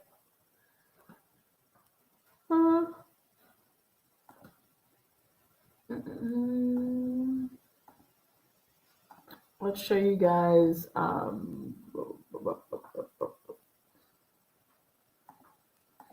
right. For those of you guys that know the case that well, what time is it now? Perfect.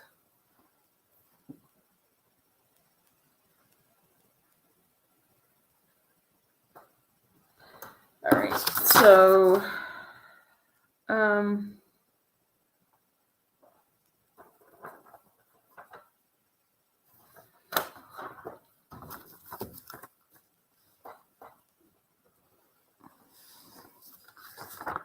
where's Cindy? Cindy. Let's talk about Cindy here. What one was she? No, she's in this one. Cindy, get over here. Okay. So Cindy is in supplemental 1. Okay. This is initial or the search of Sam, Jeremy, Cindy, Christina, and Addie. Okay. So I came here and I looked at Cindy. Okay. And here is Cindy.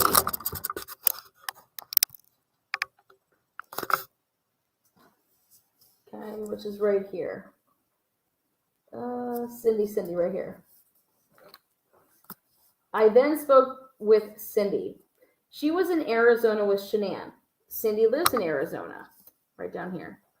Her and Addie had dropped Nikki and Shanann off at the airport Sunday evening around 7 p.m.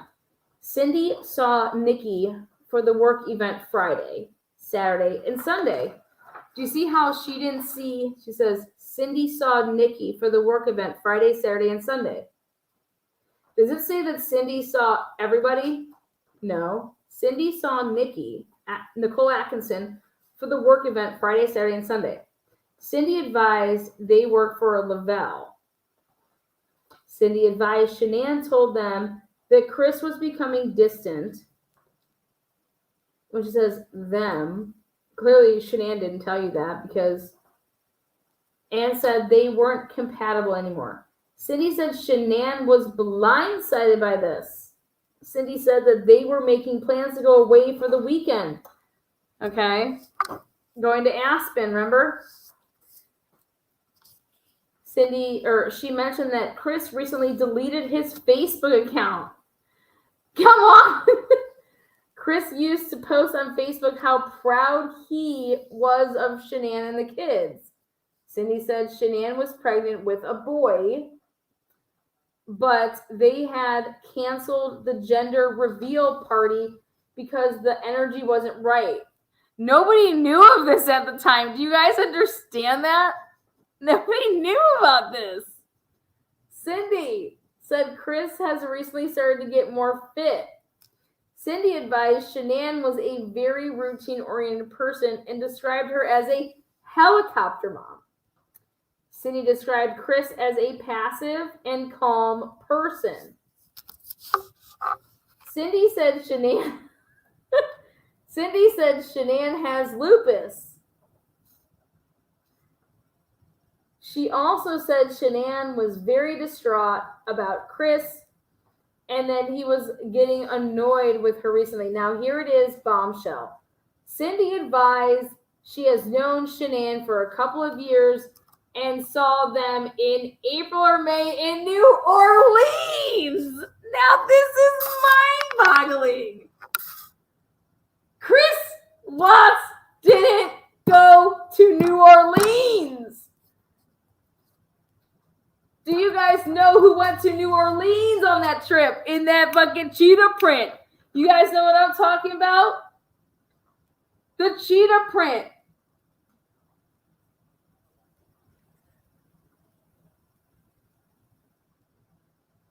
That shit, your girl caught that shit. I said, excuse me, Sonny.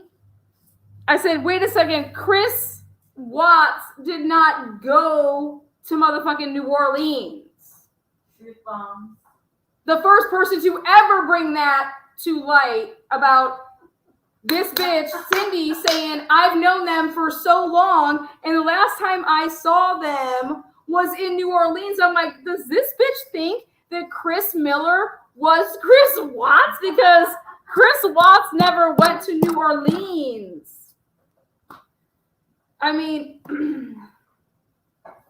so that's your truth bomb right there. Is Cindy advised she has known Shanann for a couple of years and saw them in April or May in New Orleans for work. Dude, this broad thought that Chris Miller was in fact Chris Watts. I have nothing else more to say. I mean, this is in a what?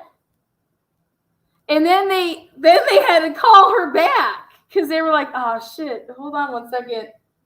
Like, and I'm thinking, who has seen these reports that they knew that they had to talk to Cindy again? Well, they talked to Cindy again. So, again,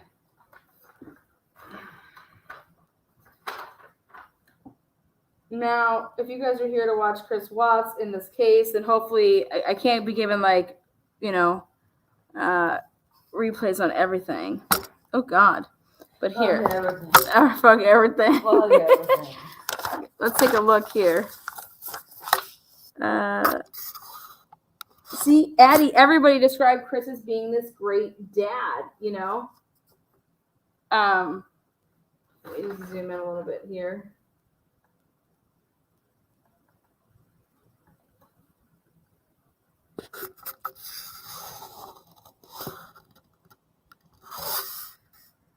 Okay. Oopsies. A female by the name of Karen. Karen, I just want to point out Karen. You see? Karen? Okay. We'll come back to Karen. Now, I have all this shit, right? We're going to move on, though, to a girl by the name of...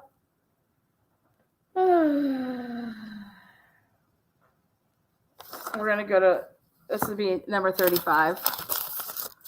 This one goes out to Boston. 35. There we go. This is for you, Boston.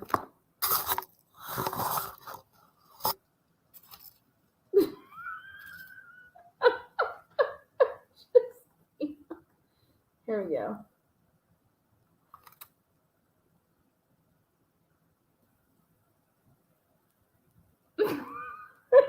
All right. So on August 19th, 2018, at approximately 1100 hours, the Frederick Police Department received 4 emails from familyheating@aol.com. The emails were sent to the department's email address, Frederick Police.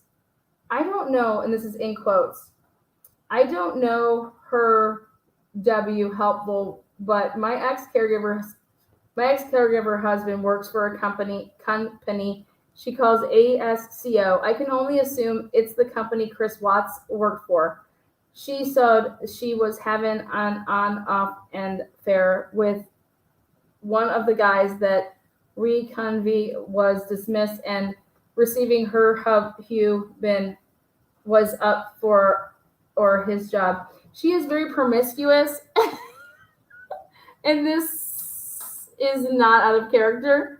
The Sego guy named Chris she ID'd been talking to come back, and this was back in May. They spoke though the calculator private message app of phones. The woman's name is Heidi Ferris. It just sounded all too familiar. Not T-Share, as this really sounded like the guy she spoke of. She said he was married, had 2 kids. She wasn't looking for anything serious, but most of these men are with her. She also talks to the time on Facebook, but mostly the hidden text app. This may be the affair that is said that be something you may want to check out. Heidi Ferris lives in Falcon, Colorado, but has slept with, by her own account, half the company and used to work there. She also has been seen with Randy, utility workers and tattoo artists and many others. But when I saw this and that he worked for ASCO, as they call it, I knew I needed to say something. It's worth a check. She may by now have erased any messages, but have you this phone ID check for that app. It's a calculator, but if you put a special code in, it becomes a text app. Good luck, and may this poor family rest in peace. Sent from my iPhone. And did I do good as AI? You guys, this is how they got on the fact that Chris Watts and Nicole Kessinger were using an app called the Calculator app.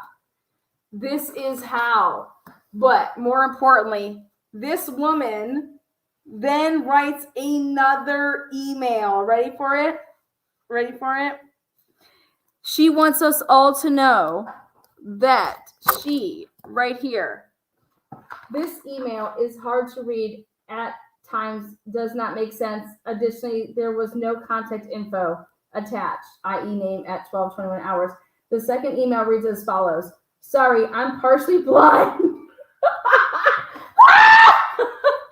I'm partially blind. My typing skills are horrible.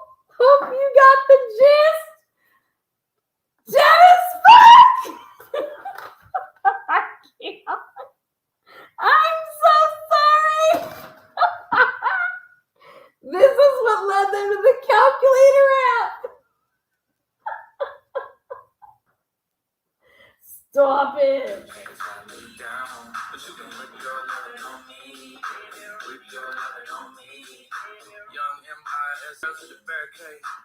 All the girls have been waiting all day, let your tongue hang out, fuck everything. Hey. With a man. Hey. His hand. Everybody in the suite kicking up their feet, stand up, bitch, dance. Oh shit. Other guys in the back waiting on the next track. Oh shit. Cut your boy a little slack. I'm vanilla, baby. But I ain't no killer, baby. 28 telling me I'm still a baby. I get love in Detroit like. When I saw this one night, I died. I said, holy fucking shit.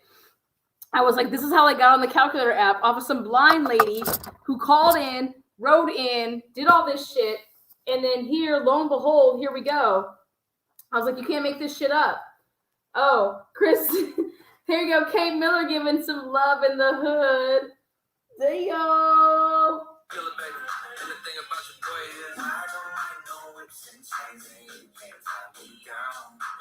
Yo loving on me, with yo loving on me. All I know is I'm just trying to bring you the facts, Kate. What happened here? Okay, we're staying on track here. But anyways, this, in case you guys were ever wondering where the calculator app came from, it came from this woman who is saying flat out that the following two emails show a snapshot of contact information for a Dan Ferris, superintendent of AZ Co. Do you guys understand this woman just said she fucked the whole goddamn crew? I want somebody to call Vanessa motherfucking Walsh and ask her if she fucked the whole goddamn crew.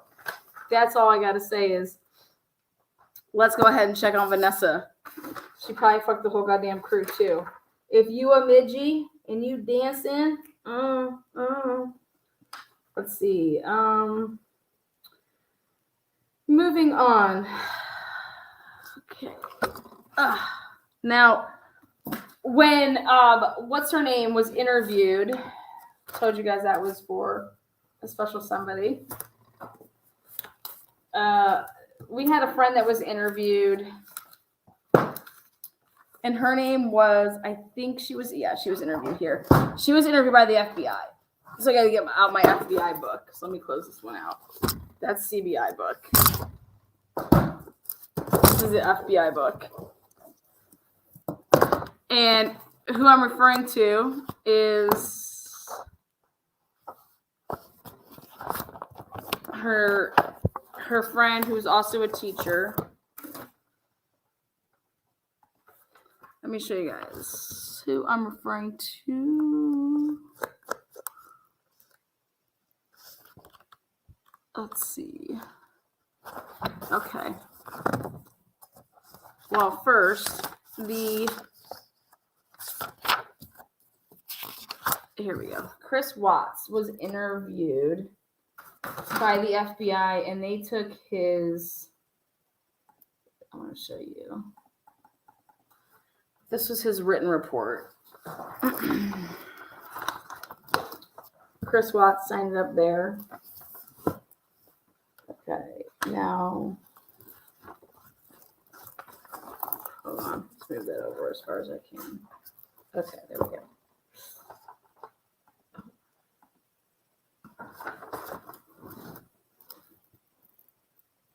All right.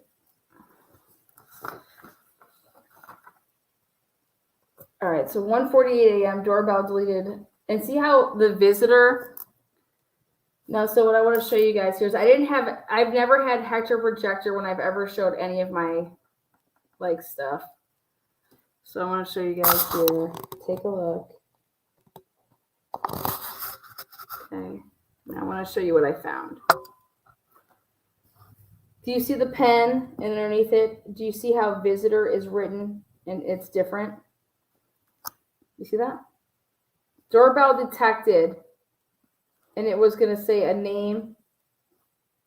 See that? You can see how it's completely different behind it. Like it's been whited out. See that right there compared to camera, detected, bell. You see all that? His shit was fucked with when he wrote his, again, this is his neighborhood witness statement. This is why I ever helped in the first place. These are my own detections, okay? So you see visitor, different pen. See that? This was all deleted. Y'all can't touch my titties, motherfuckers. All right, this is stuff I've shown. I've had people come to me and ask me, hey, Lana, can I use your shit? And I've said, sure, no problem. Just give credit where credit is due. I do my own work. I work hard. So just if you're going to talk about something like this, I point this out and just give credit where credit is due. Obviously, anybody is welcome to this document, but nobody has ever talked about the documents the way that I've talked about the documents. So you're entitled to your own opinions, but I zoomed in and I've never had Hector whenever I've talked about this case. So I've had to take screenshots or pictures of something, but as you can see here, detected, visitor, neighbors, those two words are different than the rest. Okay. So at 1:48 a.m., doorbell detected and then wanted to say something. And there's a comma. And then there was supposed to be another word there. And then he's saying it's neighbor's camera. Doorbell detected blank. Neighbor's camera that faces door. That doesn't make any motherfucking sense the way that this is said when you take out those words. Do you understand that? At 1:40 a.m., doorbell detected visitor, comma. Neighbor's camera that faces driveway didn't pick up anyone walking up to the house. 2 a.m., Shanann gets into bed with me. 4 a.m., my alarm goes off for work and I proceed to get ready for work. 4:15, I slide into bed and begin having a conversation with Shanann. The conversation involves putting the house up for sale. Shanann had contacted our realtor a week prior via email about this as well. That's true. The conversation also involved moving along with the separation. This was an emotional topic due to the fact we have 2 beautiful daughters and another baby on the way. He didn't mention the sex.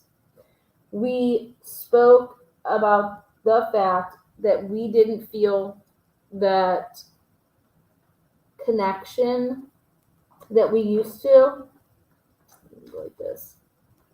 Now, I go all the way down to here. I'm not going to read all that. I'm just going to go further down, and I want to show you guys this. You guys can take a screenshot and go forward with it. Now, 7:40 a.m. Something texted Shanann and asked if she could tell me when she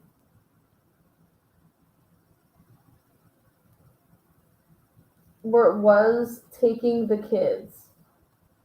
12 p.m. Texted Shanann to call me. 12:10. This is really important. Doorbell visitor Nicole Uloff, whatever her last name was before everybody was calling her NA, was at my door. 12:10. That's when he got the alert. This is what put me in absolute fucking overdrive when I was able to obtain this. Listen to his footage, okay? Now watch this. Ready? Oh boy. Let's get on her shit. Okay, now this is a personal.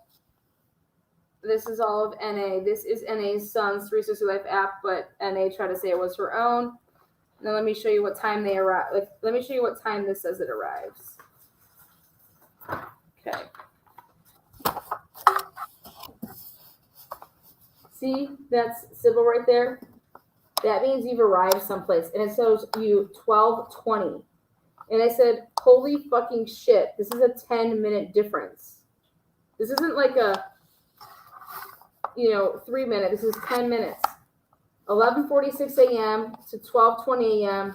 This person drove, whoever it was, 14 miles from Longmont. And this is why I was in Longmont. I was talking to Chris, as I was trying to take a path to mimic this line and to see what then my path looked like when I had my Life 360 app to compare it to. So they came from Tulip. Okay, they were near Tulip. They were driving, go, here you go. They drove from this portion here at Tulip, and it was at 11:46 a.m. They drove till 12:20, and it was 33-minute drive, 14-mile drive. And I said, wow, 14 miles to drive 30, and it took you 33 minutes? What the fuck? Anyways, when they arrived at Saratoga, and where this car was parked in front of the house at 12:20, how could his motherfucking door alarm ring say 12:10?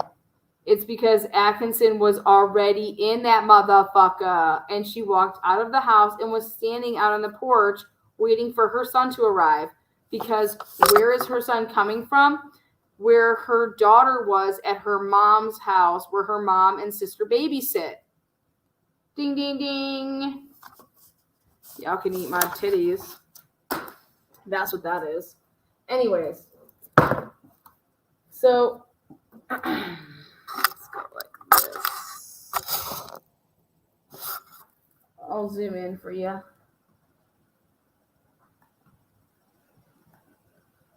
When Chris told me 12, he texted her. I found that 12:10, I lost my shit. 12:20 p.m., called Nicole to see what was going on.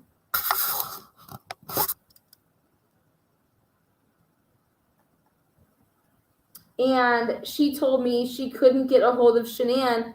So in Nicole's talks with the police, Nicole Atkinson is over here saying, I was calling Chris. Bitch, no you weren't. Chris called you every single time. This girl never called Chris. And it's because she didn't want to alert Chris because she thought Shanann had done something to herself and the kids. That was the big thing. That is why they didn't say shit. That's why they called the Primrose, okay? They never thought in a million thousand years that Chris did anything to the children. They never called him. He called them, okay? And that always bugged me. The only person that actually called him was at 10:30, and that was Shanann's mother, which we will get into. And it was after the daycare was called twice.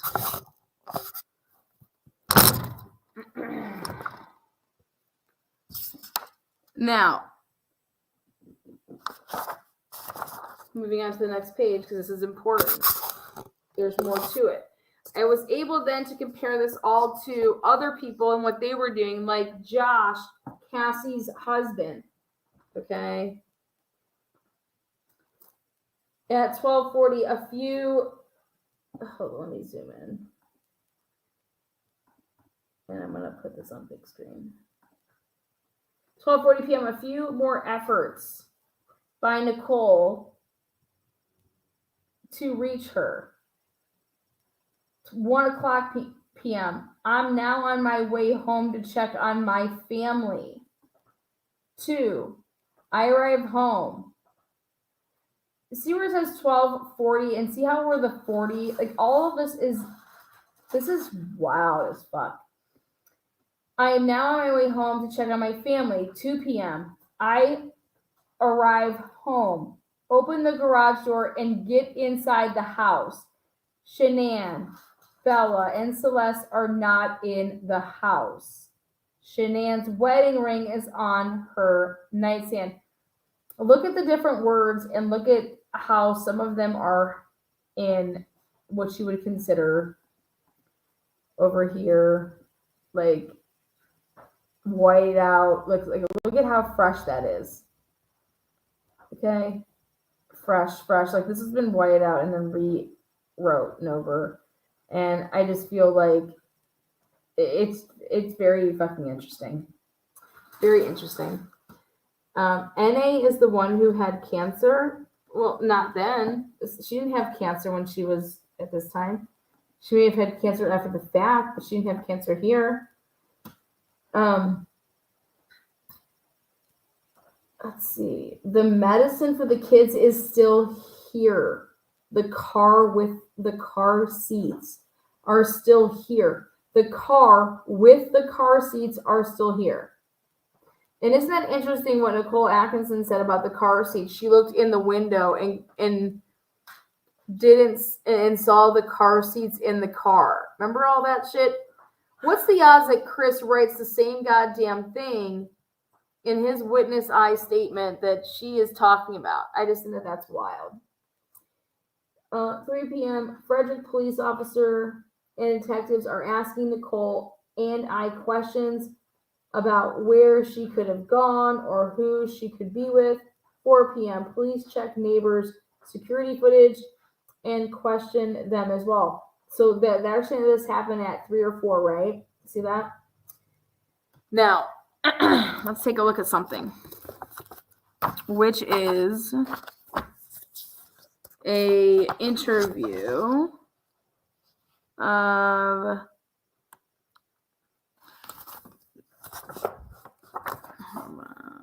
right here. God bless it. This stuff is so oily. Who is this? Amanda. This is gonna be lit as a tit, and I'm gonna leave you guys with this, and I'm gonna end it. Amanda is a child care director at the Goddard School. Okay, now her kids are at Primrose, but Amanda is now at Goddard School, and this is none other than. Here we go. Amanda met Shanann, so she's talking about how she met Shanann.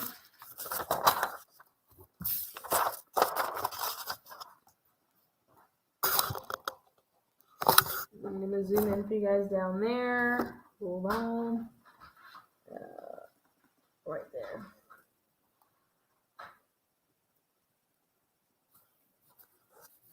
I went ahead and I took all of the stuff and I put it all on a timeline. But Amanda traveled to Kentucky for her brother's funeral. When she arrived there, she texted Shanann on Friday at 8/10/2018 at 8 p.m. Amanda asked Shanann if she had found out the sex of the baby.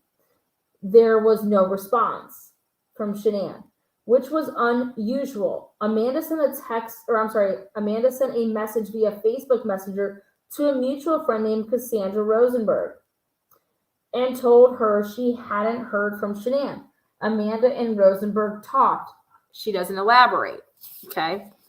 Then on Monday, the day in question here, Amanda and Nick, her husband, arrived back in Colorado from Kentucky at approximately 2:30 p.m.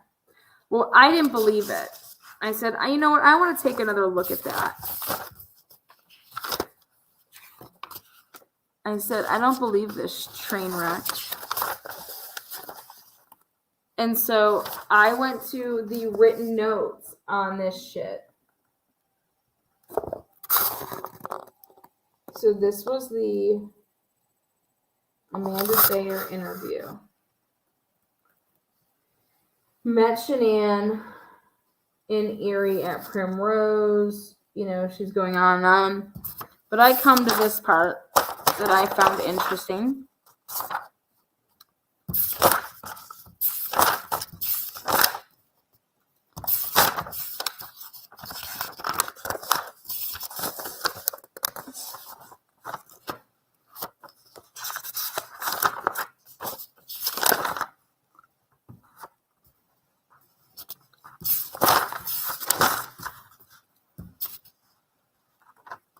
God, it's gonna be so hard to remember all this shit.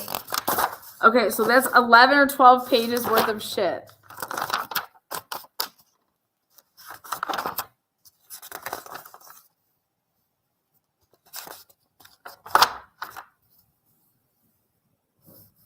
Let's see.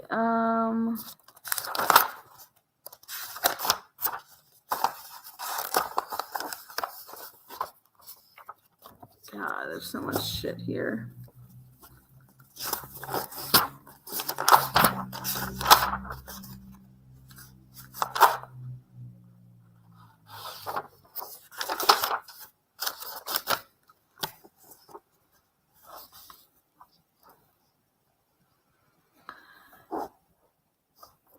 Okay.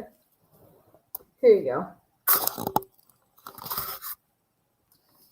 You see this big space right here? Who in the fuck would ever leave a type of a space right there? That looks like something that's been deleted, right? Right, Lana. Now, look at this right here. All of this. See that?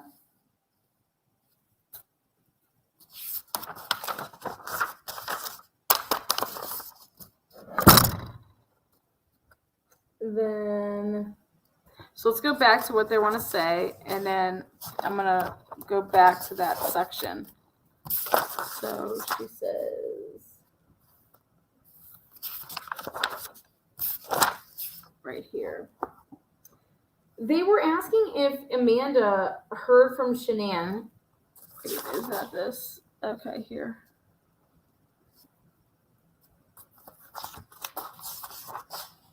Wait, who is this? No, that's great. Hold on. Okay, on Monday, yep. Okay, perfect. Then we go here. Amanda received a familiar, so here we go. They were asking if Amanda heard from Shanann. And I said, why the fuck are they asking if Amanda heard from Shanann if Nicole Atkinson tells people that she was out in Kentucky? So Amanda texted, or I'm sorry, let's zoom in so you guys can see it.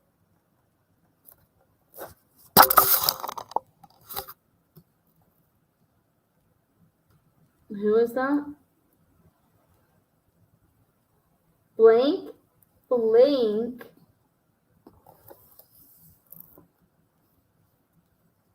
Amanda texted Shanann at 2:57 p.m. Now, if you are in Kentucky, it's going to be a different time, okay? But if you're in Colorado, it's going to be a certain time. But so they put in the report 2:57. Hey, lady, we just got back. Let's chat about this weekend. That's what Amanda wrote her and said. Amanda received a familiar auto reply from Shanann that she used whenever she was driving. It says, safety first. I'm driving with do not disturb while driving. And this was the end all be all for me to show that this happened not at 2:57, but at 12:57, which is when Nicole Atkinson actually had Shanann's phone and drove to the doctor's appointment where it was to allegedly check on to see if, in fact, she made it to her doctor's appointment. This was after she left the house. She took the phone with her. And it wasn't at 2:57. It was at 12:57. And she forgot to shut off Shanann's phone. So while she was driving with Shanann's phone, it was on. And when Amanda had texted her, it gave this notice that she was driving because the phone was moving at a speed of over 5 miles per hour. This is how I was able to determine that. How I know this is incorrect is because at 2:50 motherfucking 7, that phone is literally on the counter, or rail rather, when the police are interviewing Nicole Atkinson and Chris Watts at the house. It's sitting there on the railing, not moving. That's how I was able to catch all of this. And how I was truly able to catch all of it is when I zoomed in on the written report, because this was not audio transcribed. It was written, and what I realized is that they fucking deleted some shit. They moved some shit around in their written ass shit. Because that phone was not moving at 2:57. It was literally just sitting there. And so where they talk about that, that's what I was trying to find. Oh, right here. I found it. Right here. Here we go. Now let's take a look. Let's see if I've done a good job back in the day. Because now I got Hector that can show it all. Now let's take a look.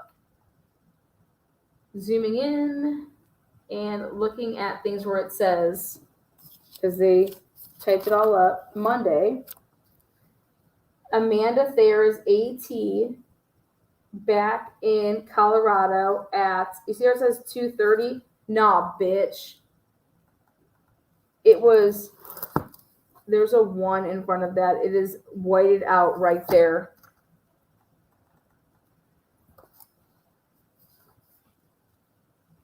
I believe there's a 1 right there.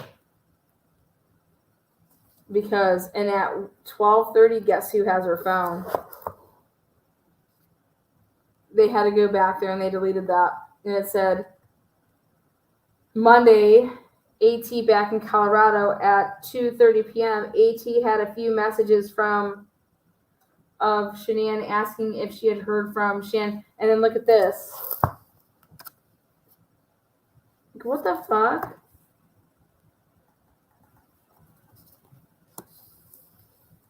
And then she said she texted Shanann at, see that little deletion? It should be 12:57 because this doesn't make any fucking sense. This is all for shit. This is all fucking bullshit. The only way that you get this do not disturb sign is if somebody is fucking driving with your fucking phone, you fucks. And this phone was not in any cop's hand at that time to be driving. This phone, and they try to cover it all up, and it's all a bunch of bullshit. And this do not disturb, the only way that you can get that is if you are physically fucking moving. Okay? And this is what we've all seen online, which is you can see that all of this has been deleted and tampered with, in my opinion. Especially, it's nobody was driving with her phone then. The phone is literally sitting on the rail while they're all being questioned, and you could see it in the Netflix, you can see it in the body cam. The phone is literally sitting on the rail if it's at 2:30. If it's at 2:57, Shanann's phone is sitting on a railing. Okay? And how I was able to determine that this was false is that it was actually a 1 there and a 1 here, which is literally perfect because I believe that Nicole Atkinson and her son took the phone out of the house, drove with it, then came back. Her son went back in, stuffed it underneath the pillow, and that's why his fucking fat ass found that fucking phone in fucking 2 minutes flat. If you're going into the home to look for people, you don't look under couch cushions, you motherfuckers. You look for people. But this dude found the phone in 2 minutes flat. And there's how I did a whole live about this. There was 57 fucking pillows in that house. And you just happen to go right to the pillow that had the fucking phone under it. Fuck you. I just hate liars. I hate liars. And so I presented all of this. And I showed it all to the lawyers. And they said, well, wow, that's impressive. I said, yeah, my work's impressive. So here's the same thing. See that? AT, well, something, AT and Nick in Kentucky until Monday. They got home around, and again, they got home around 2:50. Well, I went and looked, and there's no motherfucking shit. Look at that. I'll zoom in. There was no flights that came at the time. Like, look at. No, there's a 1 there.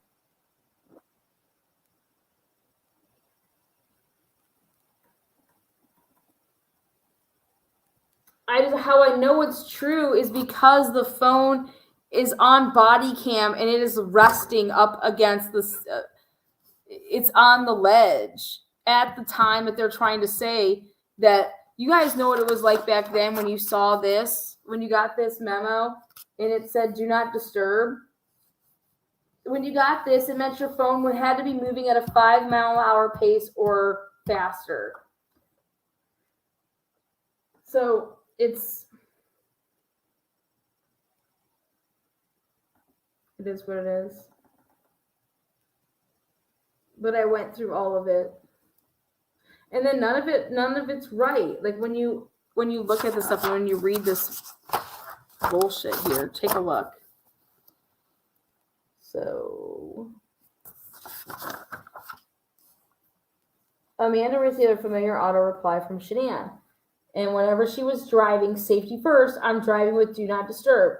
While driving turned on, I'll see your message when I get where I'm going. The last part of the auto reply had some extra wording Amanda had seen before, which stated, I'm not receiving, what does that say? Oh yeah, I'm not receiving notifications. If this is urgent, reply urgent to send a notification. through your original message. Amanda sent one more message to Shanann asking when Shanann was getting back to Colorado, but received no response at that point. And that's when Nicole Atkinson shut the motherfucking phone off, because when she saw that, she's like, oh shit, and shut it off. That's what happened. Rosenberg, Cassandra, called Amanda at 4:09, and that's when I fucking was like, told ya! Why would she be calling her of all people? It's because before 4:09, Nicole Atkinson's ass called Cassandra to let her know about all of this shit. So Cassie called Amanda at 4:09. They talked about Shanann being missing and shared thoughts. I said, why aren't these thoughts shared here? She had to tell you what it was.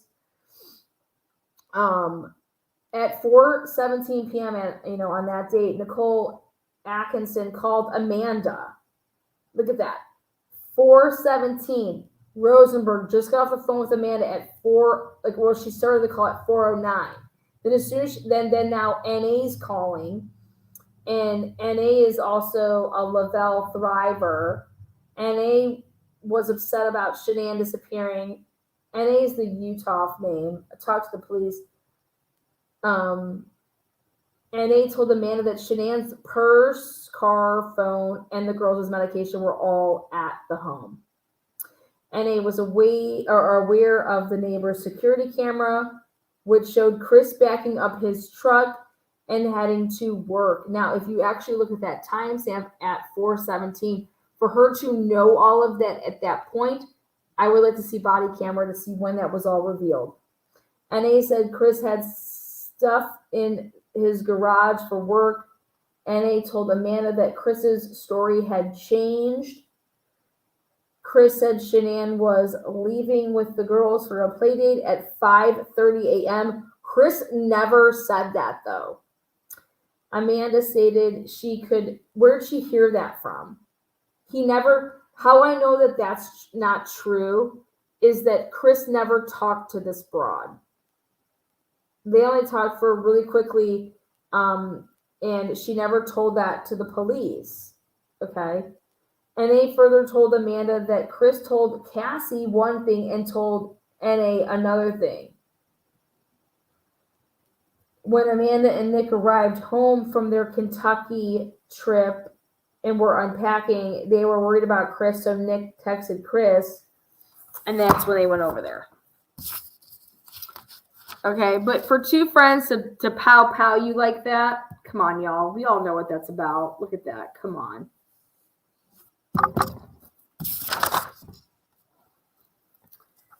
When Chris got home, NA called the police.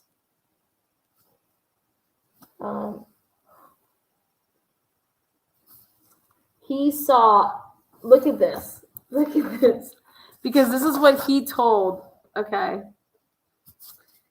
So, when Amanda and Nick arrived home from their Kentucky trip, they arrived at Chris's home at such and such time, which was 6:30. Again, that doesn't match up with something, that's why it would be highlighted. They asked Chris what happened, and, unknown, Chris's phone was blowing up at that time.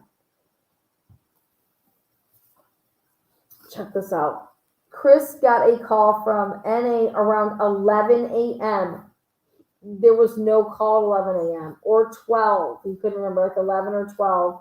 That's what he's telling the police. This is an interview with Amanda and Nick.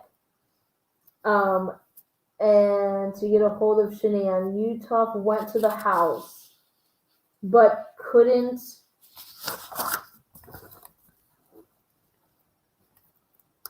get in. When Chris got home, NA had called the police. Let's see, that's off. He saw NA peeking in the windows trying to get in. Chris opened the door and let NA and herself in and started searching the house.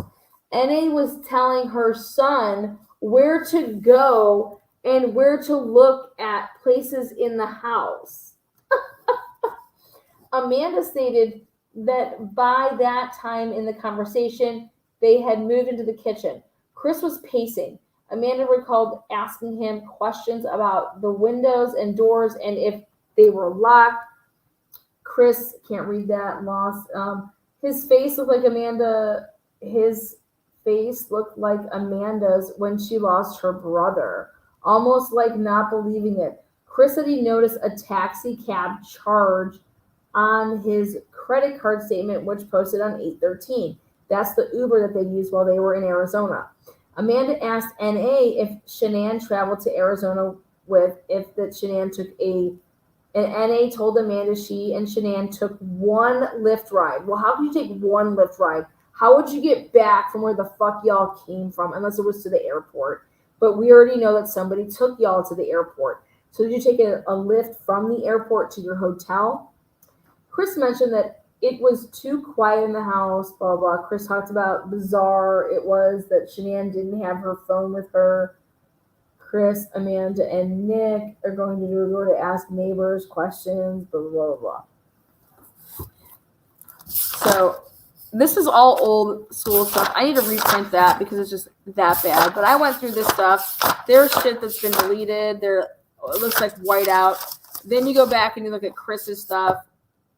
It's a goddamn shit show. But this is allegedly the file from the FBI. Oh, boy. And that's going to wrap me out tonight because I am exhausted. I will do another one. But this shit, I hate talking about this fucking shit.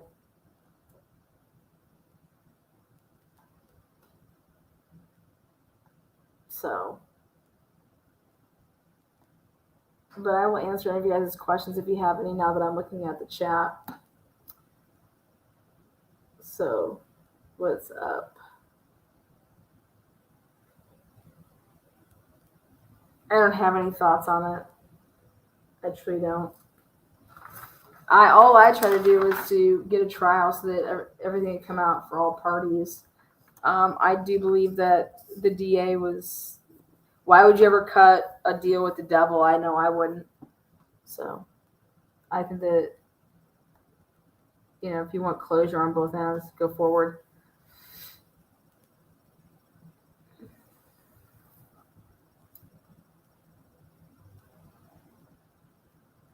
Oh, thank you there, Sarah. Appreciate it. What happened to Lavelle and Thrive? No idea. I don't take the product.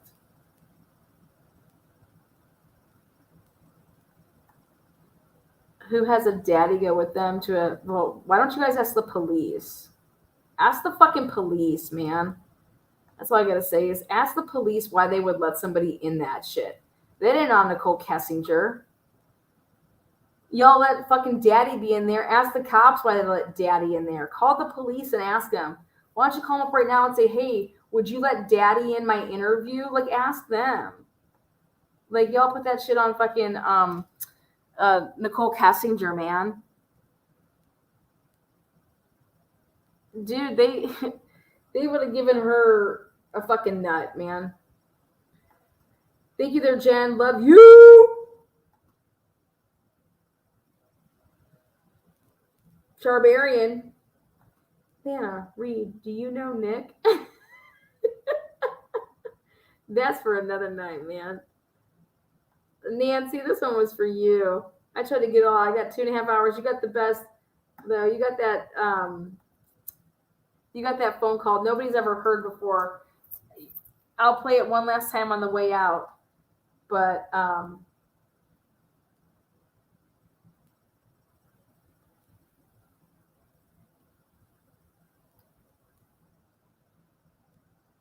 so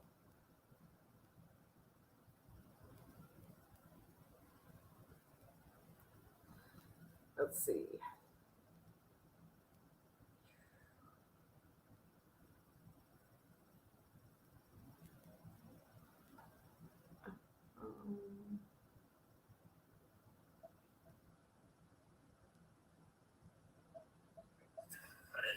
Yeah, no, you're good.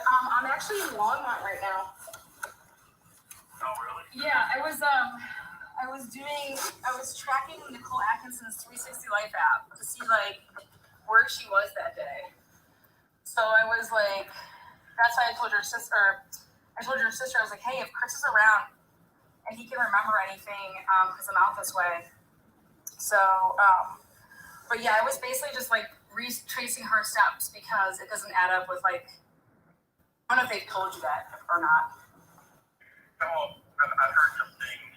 Well, just not everything, but I just heard some things about just what that app maybe suggested. So. Yeah. Like, well, then it was there. Like, she basically rung your doorbell 10 minutes before her app arrived at your house. But then I realized that it's because her son. I think she was using her son's data. If that makes sense. If you know anything about that app. Yeah, I don't know much about that, but Lana, I worked at Lana for a couple, I don't know, maybe like 2 years. Yeah. Hey, you sound great, by the way. Like, and the picture that your sister took, I mean, that was just. It was. Yeah, it was like. I just love what God's been doing in my life, and I can be happy no matter if I'm in a place where most people think it's just a dark, horrible place. I mean, it can be if you let it. You know, you can go sit in your cell and you can let the walls just close in on you. You can just, let the lights turn out at night and just cry to yourself. You can just feel like you just want to hurt yourself, bang your head up against the wall or whatever. But, you can let that stuff happen. I mean, it does happen every day. It happens in other places. People get hurt every day. Here it doesn't happen because God moved me to a place where I literally couldn't be safe. Yeah. Like, I mean, the day that I went from the Colorado jail to their intake prison. I was just like, okay, I was just praying that God, just deliver me wherever you're going to take me. And then literally within 7 days of being in there, this transportation unit came and got me and threw me in this transportation van, and I was just sitting there chained up with the chains grinding against the top and on the bottom. I was just praying like, I don't know where I'm going. They didn't tell you? They never told you where you were? No. We stopped at like 3 or 4 places on the way just to use the bathroom and get a bag meal and then right back in the van and ended up in Wisconsin. I was just like, thank you, Jesus. Wait, I never knew that. They put you in a van and drove you from Colorado to Wisconsin? Honestly, I didn't even think about the whole transport. Everybody thought it. Like, oh yeah, they flew me first. My dad told me there's a report that they flew me first class and all kinds of stuff, and that it cost like $14,000 to move. I'm like, well, you know what? If it costs that much for gas and for those guys, the transportation unit to have a hotel, more power to them. So literally, I was in a van and I ate bag meals. I ate 2 bag meals that were frozen by the ambient air temperature. And they just had you in the back of the van? Yeah, I was just in the back of a single row, transportation van, shackled. Yeah. So They had you shackled in it too. Wow. Yeah, I was it's one of those things that had one of those, what do they call it, like a chaser vehicle, like follow the whole way. So it was a van and plus her Tahoe behind me. So. Okay, so, wow. But it was a matter of like, I just trusted God to deliver me. And he did. Oh, for sure. I mean, I've heard, so I just want to be so blunt with you. I'm telling you, this weekend couldn't have gone any better, just so you know. I want you to hear that.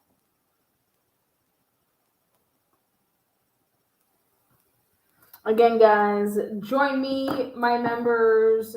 I have more, and I believe that they deserve that attention to that detail. So I do appreciate you guys. I will be doing a Harmony Montgomery case recap for tomorrow's court trial.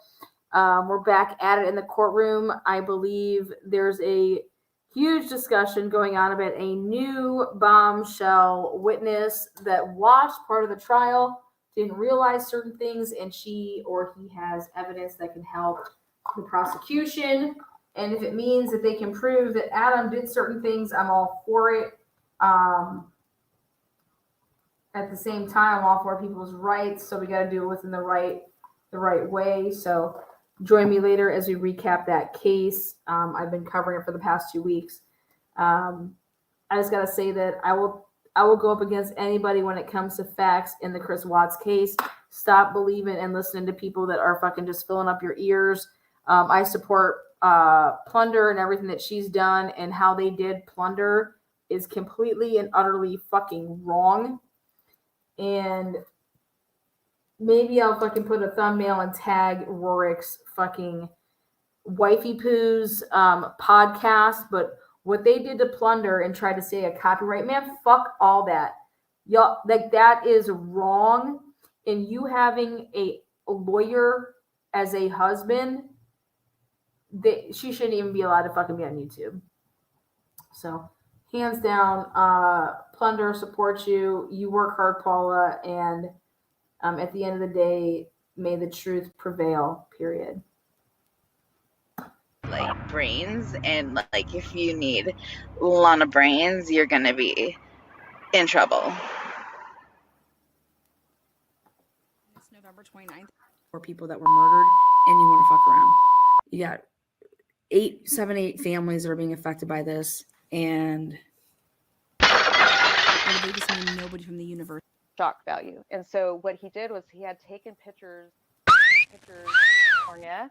Oh, you're from I would be outraged if I lived in Moscow right now. I'd be lighting some cars on fire out there. I'd be flipping some cars. I'd get the frats going wild. Let's get some noise complaints going.